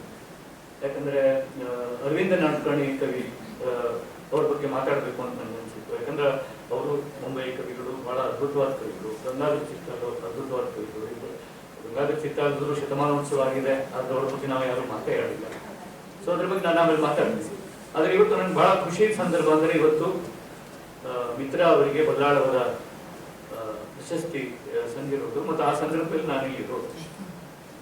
ಇವತ್ತು ಇಷ್ಟು ಅಂದ್ರೆ ಇಷ್ಟೆಲ್ಲ ನೆನಪುಗಳು ಬಂದು ನನಗೆ ಈಗಾಗಲೇ ಹುಚ್ಚು ಹಿಡಿಯದೇ ಇದ್ದಿದ್ದರೆ ಇವತ್ತು ಹಿಡಿದ್ಬಿಟ್ಟಿದೆ. ಯಾಕಂದ್ರೆ ತುಂಬಾ ವಿಷಯಗಳು, ಇಷ್ಟೆಲ್ಲ ಸಂಗತಿಗಳು. ಯಾಕಂದ್ರೆ ನಿಮ್ಮೆಲ್ಲ ಹೆಚ್ಚಿನ ಜನ ದಕ್ಷಿಣ ಕನ್ನಡದವರು ಇಲ್ಲಿ ಬಂದಿದ್ದು ಬಲ್ಲಾಳ್ ಟ್ರಾವೆಲ್ಸ್ ಅಲ್ಲಿ, ಬಸ್ಸಲ್ಲಿ. ಬಟ್ ನಾವು ಕೂಡ ಬಲ್ಲಾಳ್ ಟ್ರಾವೆಲ್ಸ್ ಅಲ್ಲಿ ಬಂದಿದ್ವಿ. ಆದ್ರೆ ಅವರ ಕಥೆಗಳು, ಅವರ ಕಾದಂಬರಿಗಳು. ಯಾಕಂದ್ರೆ ನಮ್ಮನ್ನೆಲ್ಲ ಬಹಳ ಹಿಂದೆನೆ ವಾತ್ಸಲ್ಯ ಪಥ, ಉತ್ತರಾಯಣ ಅವೆಲ್ಲ ಅವ್ರ ಕಥೆಗಳ ಮೂಲಕ ನಾವು ಬಲ್ಲಾಳರನ್ನ ಓದಿಕೊಂಡು ಬಂದವರು. ಹೀಗಾಗಿ ನಮ್ಮ ಮುಂಬೈ, ನಾವು ಇವ್ರು ಹೇಳಿದ ಹಾಗೆ, ಮಿತ್ರ ಅವ್ರು ಹೇಳಿದ ಹಾಗೆ ಬಲ್ಲಾಳರನ್ನ ಓದಿ ನಾವು ಮುಂಬೈಯನ್ನ ಪಡ್ಕೊಂಡು ಆಮೇಲೆ ಇಲ್ಲಿಗೆ ಬಂದವರು.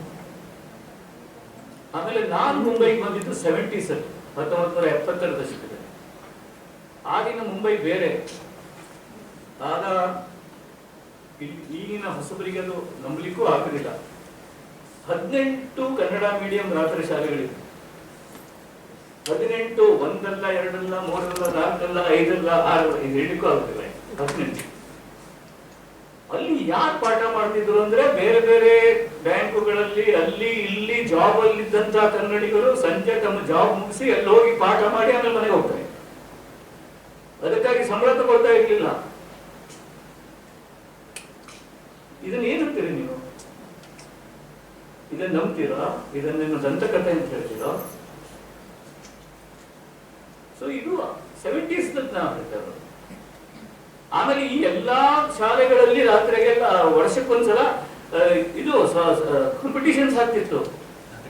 ನಾಟಕ ಸ್ಪರ್ಧೆ, ಭಾವಗೀತೆ ಸ್ಪರ್ಧೆ, ಈ ಸ್ಪರ್ಧೆ, ಆ ಸ್ಪರ್ಧೆ. ಅದಕ್ಕೆಲ್ಲ ನಾವೆಲ್ಲ ತೀರ್ಪುಗಾರರಾಗಿ ಹೋಗ್ತಿದ್ದು ಎಲ್ಲ ಕಡೆಗೂ. ಹಾಗೆಲ್ಲ ನೆನಪಿರ್ಬೇಕು. ಯಾಕಂದ್ರೆ ತುಂಬಾ ಅಂದ್ರೆ ಆ ತರ ಒಂದು ವೈಬ್ರೆಂಟ್ ಆದಂತ ಟೈಮ್. ಆಮೇಲೆ ಕರ್ನಾಟಕ ಸಂಘಗಳು, ಎಷ್ಟೊಂದು ಕರ್ನಾಟಕ ಸಂಘಗಳು ಅಂದ್ರೆ ಇವೆಲ್ಲ ಒಂದು ಅದೆಲ್ಲ ಏನು ಅಂದ್ರೆ ಅದು ಒಂದು ರೀತಿ ಕಲೆಕ್ಟಿವ್ ಮೈಂಡ್ ಸೆಟ್ಟಿನ ಫಲ. ಒಂದು ಅವರೆಲ್ಲ ಕಷ್ಟಪಟ್ಟು ಆ ಕಾಲದಲ್ಲಿ ಕರಾವಳಿಗೆ ನಾನಾ ಕಡೆಯಿಂದ, ಉತ್ತರ ಕರ್ನಾಟಕದಿಂದ ಬಂದು ಇಲ್ಲಿ ಕಾಯಕದ ಕೈಲಾಸ. ಇದು ಒಂದು ಮೈಂಡ್ ಸೆಟ್. ವಿದ್ಯಾನಿಧಿ ಬುಕ್ ಡಿಪೋ ಎಲ್ಲಿ, ಮಾರುತಿ ಲೇನ್ನಲ್ಲಿ ವಿದ್ಯಾನಿಧಿ, ಅದೇ ವಿದ್ಯಾನಿಧಿ ಬುಕ್ ಡಿಪೋ ಅಲ್ಲಿ. ಯಾಕಂದ್ರೆ ಇಡೀ ಮುಂಬೈ ಅಂತ ಜಾಗದಲ್ಲಿ ಬರೀ ಕನ್ನಡ ಪುಸ್ತಕದ ಒಂದು ಅಂಗಡಿ ಅಂತ ವಿದ್ಯಾನಿಧಿ ಬುಕ್ ಡಿಪೋ ಅಲ್ಲಿ ಅಲ್ಲಿ ನಡೀತಿತ್ತು. ನಾವಲ್ಲಿ ಹೋಗಿ ಇಲ್ಲಿ ಪ್ರಜಾವಾಣಿ ತರಲಿಕ್ಕೆ ಸಂಜೆ ಹೋಗ್ತಿದ್ವಿ. ಇಲ್ಲಿಂದ ಡೊಂಬಿವಲಿಯಿಂದ ಬೀಟಿಗೆ ಹೋಗಿ, ಯಾಕೆಂದ್ರೆ ಪ್ರಜಾವಾಣಿ ಸಂಜೆ ಸಿಗ್ತದೆ. ಈ ತರದ ಒಂದು ಕನ್ನಡದ ಅಟ್ಮಾಸ್ಫಿಯರ್ ಕವಿ. ಸೊ ಈ ರೀತಿ ಬಲ್ಲಾಳರು, ನಮಗೆ ಬಲ್ಲಾಳರು, ಚಿತ್ತಾಳರು. ನನಗೆ ಗೋಕರ್ಣದಿಂದ ಬಂದಂತ ನನ್ನಂತ ಒಬ್ಬ ಹುಡುಗನಿಗೆ MSc ಸರ್ಟಿಫಿಕೇಟ್ ಹಿಡ್ಕೊಂಡು ಜಾಬ್ ಹುಡ್ಕೊಂಡು ಬಂದವನಿಗೆ ಮುಂಬೈ ನಮಗೆ ಏನು ಅಂದ್ರೆ ಒಂದು ಲಿಬರೇಷನ್. ಯಾಕಂದ್ರೆ ಇಲ್ಲಿ ನಮ್ಗೆ ಯಾರು ಹೇಳೋರಿಲ್ಲ, ಕೇಳೋರಿಲ್ಲ. ಆ ಖುಷಿಲಿದ್ದೆ ನಾನು. ಇಲ್ಲಿ ಬಂದ್ರೆ ಇಲ್ಲಿ ಹೇಳೋರು ಕೇಳೋರು ಬಹಳ ಜನ ಇದ್ದಾರೆ. ಚಿತ್ತಾಳರಿದ್ದಾರೆ, GV ಕುಲಕರ್ಣಿ ಇದ್ದಾರೆ, ಮತ್ತೆ ಎಲ್ಲಿ ನಾನು ನೀನು ಆಫೀಸಿಗೆ ಹೋಗ್ಲಿಲ್ಲ ಅಂತ ಹೇಳಿ ಯಾರೋ ಫೋನ್ ಮಾಡ್ತಾರೆ ಆಫೀಸಿಗೆ. ನಿಮ್ಗೆ ಗೋಕರ್ಣದ ಪಪ್ಪ ನನ್ನ ತಂದೆಯವರು ಅವ್ರಿಗೆ ಫೋನ್ ಮಾಡಿ ಪಕ್ಕನೆ ಬರೋದಿಲ್ಲ ಅಂತ ಹೇಳಿದ್ರೆ, ಯಾರೋ ನನ್ನ ಆಫೀಸಿಗೆ ಫೋನ್ ಮಾಡಿದ್ದಾರೆ, it seems you are not writing letters to your parents ಅಂತ ನನ್ನ ಬಾಸ್ ನನಗೆ. ಯಾಕಂದ್ರೆ ಚಿತ್ತಾಳರಿಗೆ ನಮ್ಮ ತಂದೆ ಲೆಟರ್ ಬರ್ತಿದೆ. ಹೀಗೆ ಅಂದ್ರೆ ಈ ರೀತಿ ಎಷ್ಟು ಜನ ನಿಂಜೂರು, ಎಷ್ಟು ಜನ ನಮ್ಗೆ ಇಲ್ಲಿ ಫೀಲ್ಡಿಂಗ್ ರೆಡಿ ಇದೆ. Collective parenting. ಇದರ ಹಿಂದೆ ಭಾಷೆ ಇದೆ, ಇದರ ಹಿಂದೆ ಸಂಸ್ಕೃತಿ ಇದೆ. ಸಂಸ್ಕೃತಿ ಭಾಷೆ ಅಂದ್ರೆ ಇದೆ, ಬೇರೆ ಏನಿಲ್ಲ. ಅದಕ್ಕೆ ಬೇರೆ ಏನು ತಂದು ನಾವು ತೆಗೆದು ಹಾಕಬೇಕಾಗಿಲ್ಲ, ಒಂದು ಪೇರೆಂಟಿಂಗ್. ಆಮೇಲೆ ಹೊಸದಾಗಿ ಬಂದವರಿಗೆ ಎಲ್ಲರಿಗೂ ಗೊತ್ತು ಇಲ್ಲ. ನಾವು ಯಾವ ಇಂಟರ್ವ್ಯೂಗೆ ಹೋಗ್ಬೇಕು, ನಾವು ಸ್ವತಃ ಟೈ ತಗೊಂಡಿದ್ದಿಲ್ಲ, ರೂಮ್ಮೇಟಿನ ಟೈ ಹಾಕೊಂಡು ಹೋಗಿದ್ವಿ. ನಾವು ರೂಮ್ಮೇಟಿನ ಬೂಟ್ ಹಾಕೊಂಡೇ ಹೋಗಿದ್ವಿ. ನಾವು ಯಾರ್ಯಾರ್ದೋ ಮನೇಲಿ ನೋಡ್ಕೊಂಡಿದ್ವಿ. ಮುಂಬೈಯಲ್ಲಿ ಯಾರ್ಯಾರ್ದೋ ಸಂಬಂಧಿಕರ ಮನೆ ನೋಡ್ಕೊಂಡು ಹೋಗಿದ್ವಿ. ನನಗೆ ಇನ್ನೂ ನೆನಪಿದೆ, ನಾವು ಬಾಂಬೆಗೆ ಹೊಸದಾಗಿ ಬಂದಾಗ ಯಾರ್ದೋ ಸಂಬಂಧಿಕರ ಮನೆಯಲ್ಲಿದ್ದೆ. ಆ ವ್ಯಕ್ತಿ ರಾತ್ರಿ ಬಂದು ಆ ಯಾರನ್ನ ನೋಡ್ಕೊಂಡಿದ್ನೋ, ನಾನು ಮಲಗಿದ್ದಾಗ ಬಂದು ನನ್ನನ್ನು ಹಿಂಗೆ ನೋಡ್ತಿದ್ದ. ನಾನು ಕಂಗಾಲ ಹೋಗ್ತಿದ್ದೆ, ಯಾಕೆ ನೋಡ್ತಿದ್ದಾನೆ, ಇನ್ನೂ ಸ್ಟಿಫ್ ಆಗ್ತಿದ್ದೆ. ಆಮೇಲೆ ನನಗೆ ನಿದ್ದೆ ಬಂದಿ ಅಂತ ಗೊತ್ತಾದ್ಮೇಲೆ ಫ್ಯಾನ್ ಆಫ್ ಮಾಡಿ ಹೋಗ್ಬಿಡ್ತೀನಿ.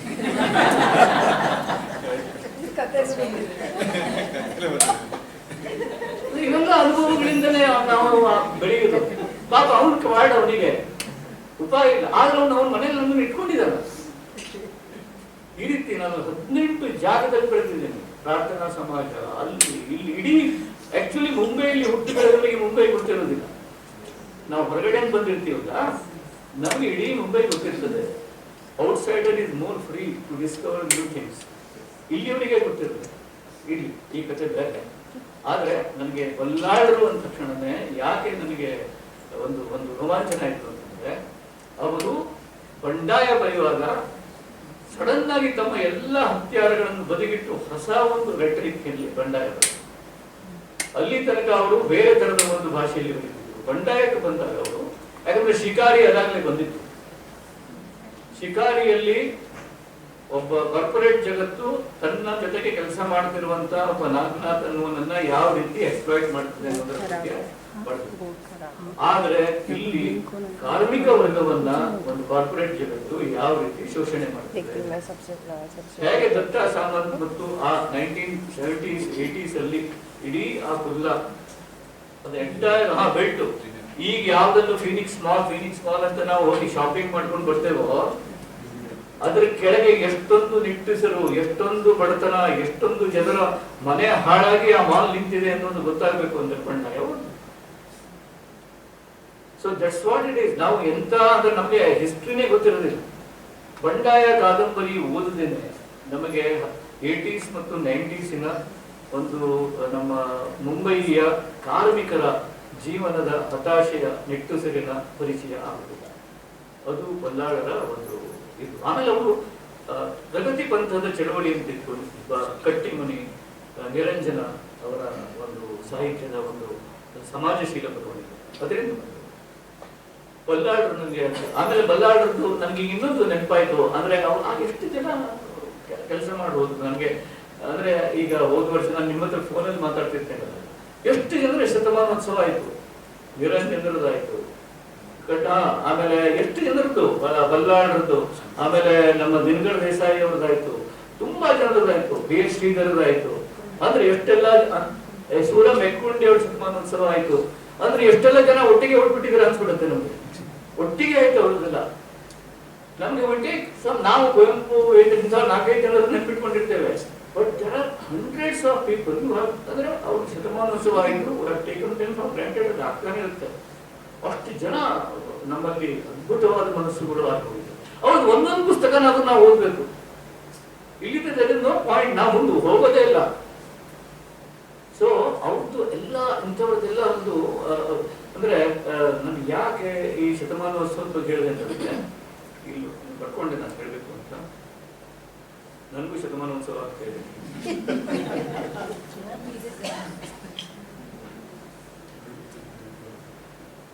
ಬಲ್ಲಾಳರದ್ದು ಅವರು ನುಡಿ ಎನ್ನುವ ಪತ್ರಿಕೆಯನ್ನು ಕೂಡ ನಡೆಸಿದ್ರು. ಅದನ್ನ ಸೊ ನುಡಿ ಪತ್ರಿಕೆ ಅವರ ಪತ್ರಿಕೋದ್ಯಮದ ಒಂದು ಇದು. ಆಮೇಲೆ ನಡುವೆ ಒಂದು ಇಂಟ್ರೆಸ್ಟಿಂಗ್ ಥಿಂಗ್, ಅದು ನಾನು ಇವತ್ತು ಹೇಳಲೇಬೇಕು ಅಂತಿದ್ದೆ. ಅಂದ್ರೆ ಎಷ್ಟು ಜನ ಕೆಲಸ ಮಾಡಿದ್ದಾರೆ ಈ ಒಂದು ಡಿಪಾರ್ಟ್ಮೆಂಟ್. ಒಂದು ರೀತಿ ತವರ ಮನೆ ಇದ್ದ ಹಾಗೆ. ಹಾವನೂರು ಅವ್ರದ್ದು ಶತಮಾನೋತ್ಸವ, ಶ್ರೀನಿವಾಸ್ ಹಾವನೂರು, ಚಿದಂಬರ ದೀಕ್ಷಿತರು, ಕೃಷ್ಣ ಕೊಲ್ಲಾಡ ಕುಲಕರ್ಣಿ, ಎಂತೆಂಥವ್ರು ಕನೆಕ್ಷನ್ ಇದೆ ಇಲ್ಲಿ. ಅವ್ರದೆಲ್ಲ ನೆನಪಾಯ್ತು ನನಗೆ ಇಲ್ಲಿ ಬರ್ತಾ ಇದ್ದಾಗ. ಆಮೇಲೆ ಒಮ್ಮೆ ಏನಾಯ್ತು ಅಂತಂದ್ರೆ ಯಶವಂತ್ ಚಿತ್ತಾಲ್ ಅವರಿಗೆ, ನಾಡಕರ್ಣಿ ಅವರಿಗೆ ಸಾಹಿತ್ಯ ಅಕಾಡೆಮಿ ಅವರ ಪ್ರಶಸ್ತಿ ಬಂತು, ಗೌರವ ಪ್ರಶಸ್ತಿ ಬಂತು.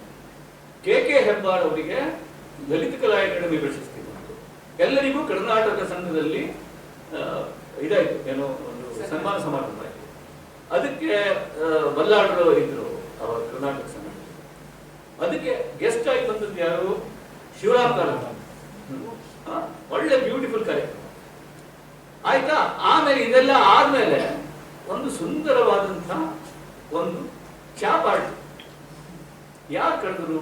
ಚಿದಂಬರ ದೀಕ್ಷಿತರು ಗಾಂಧಿವಿಡಿಯೊಳಗಿನ ಅವರ ಸರಳ ಸಣ್ಣ ಚಾಳದಂತ ಮನೆಯಲ್ಲಿ ಚಾ ಪಾರ್ಟಿ ಕರೆದ್ರು. ಅವರ ಮನೆಯಲ್ಲಿ ನಾವೆಲ್ಲ ಹೋದ್ವಿ. ಆಗ ಆ ಚಿದಂಬರ ದೀಕ್ಷಿತರ ಮಗಳು, ಅವಳು ಪುಟ್ಟ ಬಾಲೆ, ಆಗ ಬಹುಶಃ 5th ಸ್ಟ್ಯಾಂಡರ್ಡ್ ಅಲ್ಲಿ ಇರ್ಬೇಕು ಅವಳು. ಅವಳು ಅವಳ ಮನೆಯಲ್ಲಿ ಆಗ ತೆಗೆದ ಒಂದು ಫೋಟೋವನ್ನ ತೀರಾ ಇತ್ತೀಚೆಗೆ ನನಗೆ ಕಳಿಸ್ಕೊಟ್ರು. ಆ ಫೋಟೋ ನೋಡಿ ನಾನು ಮೈ ಜುಮ್ ಅನ್ಸ್ಬಿಡ್ತು ನನಗೆ. ಎಲ್ಲ ಸ್ಟಾರ್ವರ್ಡ್ಸು, ಕೆ ಹೆಬ್ಬಾರು, ಅರವಿಂದ ನಾಡಕರ್ಣಿ, ಯಶವಂತ್ ಚಿತ್ತಾಳರು ಎಲ್ಲ ನೆಲ ಮೇಲೆ ಕೂತಿದ್ದಾರೆ. ಅಲ್ಲಿ ಶಿವರಾಮ್ ಕಾರಂತರು ಇದ್ದಾರೆ, ನಡುವೆ ನಾನೊಬ್ಬ ಈ ಕ್ಲಾಸ್ ಅಲ್ಲಿ ಪುಂಡು ಹುಡುಗ ಕೂತಿರ್ತಾರೆ, ಹಾಗೆ ಎಲ್ಲ ಇದ್ದಾರೆ. ನಾನಿವತ್ತು ರಿಕ್ವೆಸ್ಟ್ ಮಾಡಿದೆ, ಆ ಪುಟ್ಟ ಆಗಿನ 5th ಸ್ಟ್ಯಾಂಡರ್ಡ್ ಹುಡುಗಿ, ಈಗ ಬಹಳ ಖ್ಯಾತ ಕಾರ್ಟೂನಿಸ್ಟ್ ಅವಳು, ಕಲಾವಿದೆ, ಅವ್ರು ಇಲ್ಲಿ ಬಂದಿದ್ದಾರೆ, ಅಲ್ಲಿ ಕೂತಿದ್ದಾರೆ ನೋಡಿ, ಚಿದಂಬರ ದೀಕ್ಷಿತರ ಮಗಳು. ಅವ್ರಿಗೆ ಗೊತ್ತೇ, ಅವರಿಂದ 40 ವರ್ಷದ ಹಿಂದೆ ಬಂದಿದ್ರಂತೆ, ಅವರಿಂದ ಬಂದಿದ್ರಂತೆ ರಮಾ ದೀಕ್ಷಿತರಿಂದ. ಆದ್ರೆ ಇಂಥವ್ರದ್ದೆಲ್ಲ ಒಂದು ಒಂದು ಋಣದಲ್ಲಿ ಇಂಥ ಜಾಗಗಳು ಬೆಳಿತಾವೆ, ಎಲ್ಲ ಸ್ಪೇಸ್ಗಳು ಬೆಳಿತಾವೆ, ಕಲ್ಚರ್ ಬೆಳೀತದೆ. ಸೊ ಈ ರೀತಿಯಾಗಿ ಬೆಳೆದಂತಹ ಒಂದು ಕುಟುಂಬ ಇದು, ಕನ್ನಡ ಕುಟುಂಬ. ಯಾವುದು? ಮುಂಬಯಿಯ ಕನ್ನಡ ಕುಟುಂಬ ಮತ್ತು ಸಾಮಾಜಿಕ ಋಣದ ಕುಟುಂಬ. ಆಮೇಲೆ ಈಚೆಗೆ ನಾನು ನನ್ನ ಎಲ್ಲ ಭಾಷಣಗಳಲ್ಲಿ, ಎಲ್ಲ ನನ್ನ ಸಂವಾದಗಳಲ್ಲಿ ಒಂದು ಇಮೇಜ್ ಹೇಳ್ತಾ ಇರ್ತೇನೆ. ಅದನ್ನು ಹೇಳ್ತೇನೆ, ಈ ಹಂತದಲ್ಲೇ ಹೇಳ್ತೇನೆ. ಏನು ಅಂದ್ರೆ, ಒಬ್ಬ ಸೌಮಿತ್ರ ಚಟರ್ಜಿ ಅಂತ ನನ್ನ ಬಹಳ ಫೇಮಸ್ ಫೇಮಸ್ ಆಕ್ಟರ್. ಸತ್ಯಜಿತ್ ರೇ ಎಲ್ಲಾ ಫಿಲ್ಮ್ಗಳಲ್ಲಿ ಆತ ಹೀರೋ. ಸತ್ಯಜಿತ್ ರೇನ ಎಲ್ಲಾ ಫಿಲ್ಮ್ಗಳಲ್ಲೂ ಈಸ್ ಎ ಹೀರೋ. ಅವ್ರದ್ದು ಮೇಲೆ ಒಂದು ಡಾಕ್ಯುಮೆಂಟರಿ ಇದೆ, ಅದು ನೀವು ನೋಡ್ಲೇಬೇಕು. One of the finest outstanding documentaries. ಅವನೇನ್ ಹೇಳ್ತಾನೆ ಅಂದ್ರೆ, ಮೈ ಮೋಸ್ಟ್ ತುಂಬಾ ನಾನು ಇಷ್ಟಪಡುವ ವೇಳೆ ಅಂದ್ರೆ ಕನ್ನಡಿಯ ಮುಂದೆ ಕೂತು ನಾನು ಮೇಕಪ್ ಮಾಡ್ಕೊಳ್ಳಿಕ್ಕೆ ಕೂತುಕೊಳ್ಳುವ ಕ್ಷಣ. ಅದು ನನ್ನ ಪ್ರಕಾರ ನನ್ನ ಅತ್ಯಂತ ಸ್ಪಿರಿಚುವಲ್ ಮೊಮೆಂಟ್.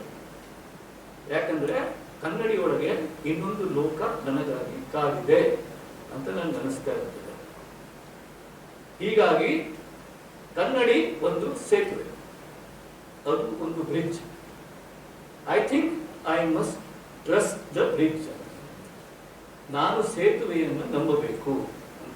ನನಗೆ I must trust the bridge ಅಂತ ಅವನು ಹೇಳಿದ್ದು ನನ್ನ ಕಿವಿಯಲ್ಲಿ ಉಳ್ಕೊಂಡ್ಬಿಟ್ಟಿದೆ. ಯಾಕಂದ್ರೆ I think it's A most potent statement. ನಾವು ಸೇತುವೆಯನ್ನು ನಂಬಬೇಕು ಅಂದರೆ ಮಾತ್ರ ದಾಟಬಲ್ಲ. ಇದು ಎಲ್ಲದಕ್ಕೂ ಅನ್ವಯ ಆಗುತ್ತೆ. ಅದು ಭಾಷೆಗೂ ಅನ್ವಯ ಆಗ್ತದೆ, ಸಂಬಂಧಗಳಿಗೂ ಅನ್ವಯ ಆಗ್ತದೆ, ಎಲ್ಲದಕ್ಕೂ. ಕವಿತೆ ಒಂದು ಸೇತುವೆ, ಒಂದು ಕಾದಂಬರಿ ಒಂದು ಸೇತುವೆ, ಮೌನ ಕೂಡ ಒಂದು ಸೇತುವೆ. ಮಿತ್ರ, ಅವರಲ್ಲಿರುವಷ್ಟು ಮೌನ ಇನ್ಯಾವ ವ್ಯಕ್ತಿಯಲ್ಲೂ ನೋಡಿಲ್ಲ. ಅದು ಅಮೂಲ್ಯವಾದಂತಹ ಒಂದು ಮೌನ. ಅವರಿಗೇನು ಹೇಳ್ಬೇಕು ಅಂತ ಅನ್ಸೋದೇ ಇಲ್ಲ. ಮತ್ತು ತುಂಬಾ ಮತ್ತೆ ಹಾಗೆ ಇದ್ದಾರೆ ಅವರು. ತುಂಬಾ ಅದರಿಂದ ಎಕ್ಸೈಟ್ಮೆಂಟ್ ಅಂದ್ರೆ ಅವರಿಗೆ. ಆಮೇಲೆ ಅವ್ರು ಒಂಥರ ತುಂಬಾ ಒಂದು ರೀತಿ ಅವ್ರು ಹೆಂಗಿದ್ದಾರೆ ಅಂದ್ರೆ, ಕುಂದಾಪುರದ ಹುಡುಗಿ ಫಸ್ಟ್ ಟೈಮು ಏನಂತಾರೆ, ಅವ್ರು ಡಾನ್ಸ್ ಮಾಡೋದಕ್ಕೆ ಇಲ್ಲ, ಆದ್ರೂ ಅದಕ್ಕೆ ಭರತನಾಟ್ಯ ಮಾಡೋದಿದ್ರೆ, ಜುಮ್ಕಿ ಹಾಕೊಂಡು ಹೊರಡೋದಿದ್ರೆ ಅವ್ರು ಹೋಗಿ ಕುಂತರೆ ಹೆಂಗೆ ಹೋಗ್ತಿದ್ರು ಆ ಥರನೇ ಇರ್ತಾರೆ. ಈಗಲೂ ನನಗೆ ಇವರು ಮತ್ತು ವೆಂಕಟರಾಜು ಕರ್ನಾಟಕ ಸಂಘದ ಫಂಕ್ಷನ್ಗೆ ಬರೋದು ನೆನಪಾಗ್ತದೆ. ಲಾಸ್ಟೇ ಬರ್ತಿದ್ರು, ಯಾಕಂದ್ರೆ ಇವ್ರ ಆಫೀಸಿಂದ ಬರೋದಿತ್ತು. ಇವರು ಆಫೀಸಿಂದ ಬಂದು ಅವರಿಬ್ರು ಸೇರಿ ಕರ್ನಾಟಕ ಸಂಘದ ಹಿಂಬದಿಗೆ ಆ ಶಟರ್ ಕೆಳಗಡೆ ನಿಂತು ಬರ್ತಿದ್ರು. ಇವ್ರ ಕೈಯಲ್ಲಿ ಆಫೀಸ್ ಬ್ಯಾಗ್ ಇರ್ತಿತ್ತು. ಇವರಿಬ್ಬರು ಬರಬೇಕು, ಅಥವಾ ಇವರು ಮತ್ತು ತುಳಸಿ ಬರಬೇಕು. ಆಗ್ಲೇನೆ ಜಗತ್ತು ಸರಿ ಇದೆ ಅಂತ ಅರ್ಥ. ಇವರಿಬ್ಬರನ್ನ ಒಟ್ಟಿಗೆ ನೋಡಿದ್ರೆ ಜಗತ್ತು ಸರಿ ಇದೆ ಅಂತ ಅರ್ಥ. ಅಂದ್ರೆ ಆ ತರದ ಒಂದು ಅನ್ಯೋನ್ಯವಾದಂತಹ ಒಂದು ಎಲಿಮೆಂಟ್, ಒಂದು ಕಲೆಕ್ಟಿವ್ ಎಲಿಮೆಂಟ್. ಅದು ಎಲ್ಲರಿಗೂ ನಮ್ಮನ್ನು ಬಂಧಿಸ್ತಾ ಇರ್ತದೆ. ಅದು ಇನ್ಕ್ಲೂಸಿವ್. ಅದು ಉದಾಹರಣೆಗೆ ಇವತ್ತು ಇಲ್ಲಿ ಈಗ ಮೊನ್ನೆ ನೋಡಿ, ಇಲ್ಲಿ ಜಯಲಕ್ಷ್ಮಿ ಅವರ ನಿರ್ಗಮನ ಬಗ್ಗೆ ಏನೋ ಒಂದು ಚಟುವಟಿಕೆ ಇಲ್ಲ ಆಯ್ತಲ್ಲ, ಇದು ಅದು ಹಾಗೆ ಎಲ್ಲ ಗುಡ್ಸ್ ಹೋಗಿಲ್ಲ. ಅದು ಆ ರೆಸೊನೆನ್ಸ್ ಇದೆ ಇಲ್ಲಿ. I can feel it.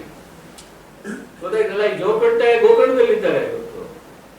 But I was thinking about it. ಹಂಗೆ ಅದು ಅಂದ್ರೆ ಆ ರೆಸೊನೆನ್ಸ್ಗಳು ಮುಗಿಯೋದಿಲ್ಲ. ಅದು LIC ಏಜೆನ್ಸಿ ಅಲ್ಲ, ಅದು ನಾವೇನಾಗಿದೆ ಈಗ ಲಿಟ್ರೇಚರ್ ಅಂತಂದ್ರೆ ಅದು ನೆಟ್ವರ್ಕಿಂಗು ಮತ್ತು ಸೆಲ್ಫ್ ಪ್ರಮೋಷನ್ ಅನ್ನೋ ಲೆವೆಲ್ಗೆ ಹೋಗಿದೆ.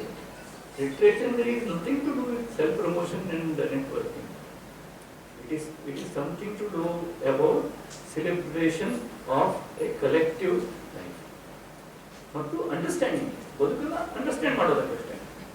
ಬಟ್ ಬದುಕನ್ನ ನಾನು ತಿಳ್ಕೊಳ್ಳೋದಕ್ಕೆ ನಾವು ಮಾಡ್ಕೊಂಡಿರೋದು, ನಾನು ನನ್ನ ಬದುಕನ್ನು ತಿಳ್ಕೊಳ್ಳೋದಕ್ಕೆ ಮಾಡ್ಕೊಂಡಿರೋದು ಅಷ್ಟೇ ಹೊರತೋದು ಅದಕ್ಕೂ ಜಾಸ್ತಿ ಏನು ಇಲ್ಲ.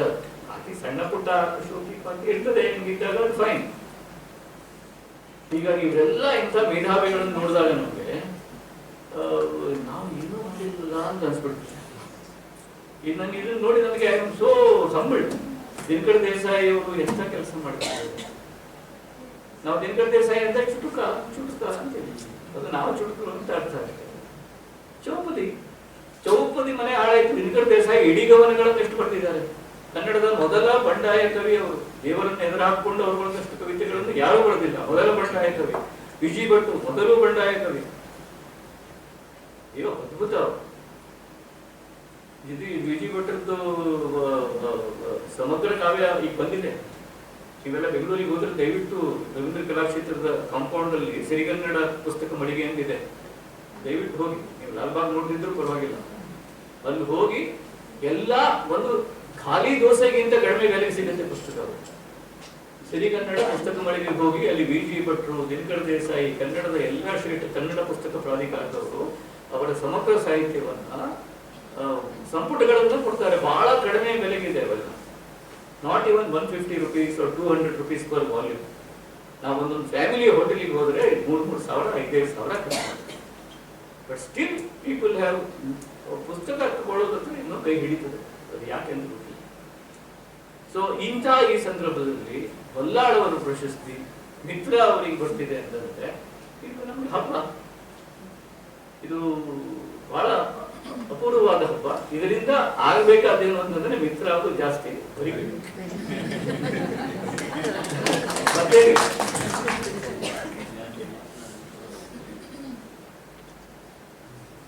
ಆಮೇಲೆ ಮಿತ್ರ ಈ ಒಂದು ಇಂಪಾರ್ಟೆಂಟ್ ಅಂದ್ರೆ ಕರೆ ಅನ್ನೋ ಕತೆ ಬಗ್ಗೆ ಮಾತು ಬಂತು. ಆ ಕರೆ ಕಥೆ ನನಗೆ ಇನ್ನೂ ನೆನಪಿದೆ. ಅದನ್ನು ನಾನು ದೀಪಾವಳಿ ಸಂಚಿಕೆಯಲ್ಲಿ ಓದಿದ್ದೆ. ಆ ಕರೆ ಕಥೆಯಲ್ಲಿ ಕುಂದಾಪುರದಲ್ಲಿ ಒಂದು ಮನೆ ಪಾಲಾಗ್ತದೆ. ಪ್ರೀತಿ ಇದ್ದಂತ ಮನೆ ಪಾಲಾಗ್ತದೆ. ಪಾಲಾದ್ಮೇಲೆ ಪಕ್ಕದ ಮನೆಯಲ್ಲಿ ನವಜಾತ ಒಂದು ಶಿಶು ಇರ್ತದೆ. ಆ ಶಿಶು ಅಳೋ ಸದ್ದು ಪಾಲಾದ ಈ ಮನೆಯ ಒಂದು ಹೆಂಗಸಿಗೆ ಎಷ್ಟು ತ್ರಾಸ ಕೊಡ್ತದೆ ಅಂದ್ರೆ ಹೋಗಿ ಇದನ್ನ ಎತ್ಕೊಳ್ಬೇಕು ಅಂತ ಅನಿಸ್ತಾರೆ. ಅಂದ್ರೆ ಆ ಮಗುವಿನ ಸತ್ತಿದೆಯಲ್ಲ ಅದು ಈಗಲೂ ಕೇಳ್ತಾ ಇದೆ ನನಗೆ. 4 ದಶಕದ ಹಿಂದಿನ ಕಥೆ. ಆಲ್ಮೋಸ್ಟ್ 45 years ago ಅಲ್ಲ, 50 years ago. ಒಂದು ಅಳುವಿನ ಸದ್ದು, ಮಗುವಿನ ಅಳು ಸದ್ದು. ಆ ಸದ್ದು ಅವಳ ಕಥೆಗಳ ಒಂದು ಸ್ಥಾಯಿ ಇದೆ. ಆಲ್ ಎಲ್ಲ ಅದೇ ಸದ್ದು. ಸೊ ದ್ಯಾಟ್ ಎಲಿಮೆಂಟ್ ಅದು ಆ ಕರೆ ಇದೆ. ಆಮೇಲೆ ನಮ್ಗೆ ಗೊತ್ತಿರೋ ಒಂದು ಮಿತ್ರ ಇರಲ್ಲ, ಅವ್ರು ಬರೆಯುವಾಗ ಅವರಿಗೆ ಗೊತ್ತಿಲ್ಲದೆ ಇರೋ ಒಬ್ಬ ಮಿತ್ರ ಇದ್ದಾರೆ. ಅದು ಅವರಿಗೆ ಸಿಗ್ತಾರೆ, ಅವರು ನಮಗೂ ಸಿಗ್ತಾರೆ. ಅದಕ್ಕಾಗಿ ಬರೆಯುವುದು ನಾವೆಲ್ಲ. ಈ ನಮ್ಗೆ ಗೊತ್ತಿರುವಂತ ಜಯಂತ, ನಮ್ಗೆ ಗೊತ್ತಿರುವಂತ ಮಿತ್ರ ಸಿಗೋದಿದ್ರೆ ನಾವ್ ಯಾಕೆ ಬರೀಬೇಕು? ಸಿಂಪಲ್. ಅದಕ್ಕೆ ಚಿತ್ತಾರ ಹೇಳಿದ್ದು, I don't write what I know, I write to know ಅಂತ ಹೇಳಿದ್ರು. ಅಂದ್ರೆ ನನಗೆ ಗೊತ್ತಿದ್ದನ್ನು ನಾನು ಬರೆಯೋದಿಲ್ಲ, ನಾನು ಗೊತ್ತು ಮಾಡ್ಕೊಳ್ಳೋದಕ್ಕೆ ಬರೀತೇನೆ. ಅಂದ್ರೆ writing is A mode of thought. Writing ಕೂಡ ಒಂದು ಜ್ಞಾನೇಂದ್ರಿಯ. ರೈಟಿಂಗ್ ಮಾಡುವಾಗಲೇ ನಮ್ಗೆ ಹೊಸತೇನೋ ಗೊತ್ತಾಗುತ್ತೆ. ಅದಕ್ಕಾಗಿ ಮಿತ್ರ ಬರಿತಾ ಹೋಗ್ಬೇಕು. ಆಗ ಅವರಿಗೆ ಗೊತ್ತಿಲ್ದಿರೋ ಮಿತ್ರ ಅವರಿಗೆ ಸಿಗ್ತಾರೆ ಮತ್ತು ಅವರು ನಮಗೂ ಕೂಡ ಸಿಗ್ತಾರೆ. ಇದು ನನ್ನ ವಿನಂತಿ. ನೀವು ಹೆಚ್ಚೆಚ್ಚು ಬರೀಬೇಕು. ಇಲ್ಲಿದ್ರೆ ಅದೇನಾಗುತ್ತೆ, ಅದು ನಾವು ಸುಮ್ಮನೆ ಯಾಕೆ ಏನು ಇಲ್ಲ, ನಾವು ಯಾಕಂದ್ರೆ ನಮ್ಗೆ ಗೊತ್ತಾಗುತ್ತೆ ನಾನು ಬರೀಬೇಕಿತ್ತು ಅಂತ. ಈಗ ನನಗೂ ಗೊತ್ತಾಗ್ತಾ ಇದೆ. ಕಳೆದ 15 ವರ್ಷದಲ್ಲಿ ನಾನು ನನ್ನ ಉಗ್ರಾಂಬರಣ ಜೀವನೋಪಾಯ ಅಂತ ಹೇಳಿ ಅನಿಸುತ್ತಿದೆ ಮಾಡ್ತಾ ಕೂತ್ಬಿಟ್ಟೆ. ಹಾಡು ಬರಿಬೇಕು, ನನ್ಗೆ ಬೇಕಿತ್ತು ಬರೆದೆ. ಬಟ್ ನನ್ನ ಕಥೆಗಳನ್ನು ನಾನೇ ಬರೀಬೇಕಲ್ಲ, ನನ್ನ ಬರವಣಿಗೆ ನಾನೇ ಮಾಡಬೇಕು. ಅದಕ್ಕೆ ನಾನು ಮಾಡಬೇಕು ಅಷ್ಟೇ. ಸೊ ಅಭಿನಂದನೆಗಳು ಮಿತ್ರ, ಮತ್ತು ಅಭಿನಂದನೆಗಳು ವೆಂಕಟರಾಜ್ ಅವರೇ. ನಿಮ್ಮ ಚಿತ್ರಗಳು ಕೂಡ ಇರ್ತವೆ ನಾವು ಎಲ್ಲ ಪುಸ್ತಕಗಳಿಗೆ. ಆಯ್ತು, ನಾನು ಜಾಸ್ತಿ ಮಾತಾಡಿದೆ ಅನ್ಸುತ್ತೆ, ದೂರೇ ಮಾತಾಡಿದೆ ಅಂತ ಹೇಳಿದ್ದೀನಿ ನೀವು. ನಮಸ್ಕಾರ. ಧನ್ಯವಾದಗಳು ಸರ್. ಈ ಒಂದು ಮೊದಲ ಹಂತದ ಕಾರ್ಯಕ್ರಮವನ್ನ ನಾವು ಜಯಂತ್ ಕಾಯ್ಕಿಣಿ ಅವರ ಸೊಗಸಾದ ಮಾತುಗಳೊಂದಿಗೆ ಮುಕ್ತಾಯಗೊಳಿಸ್ತೇವೆ.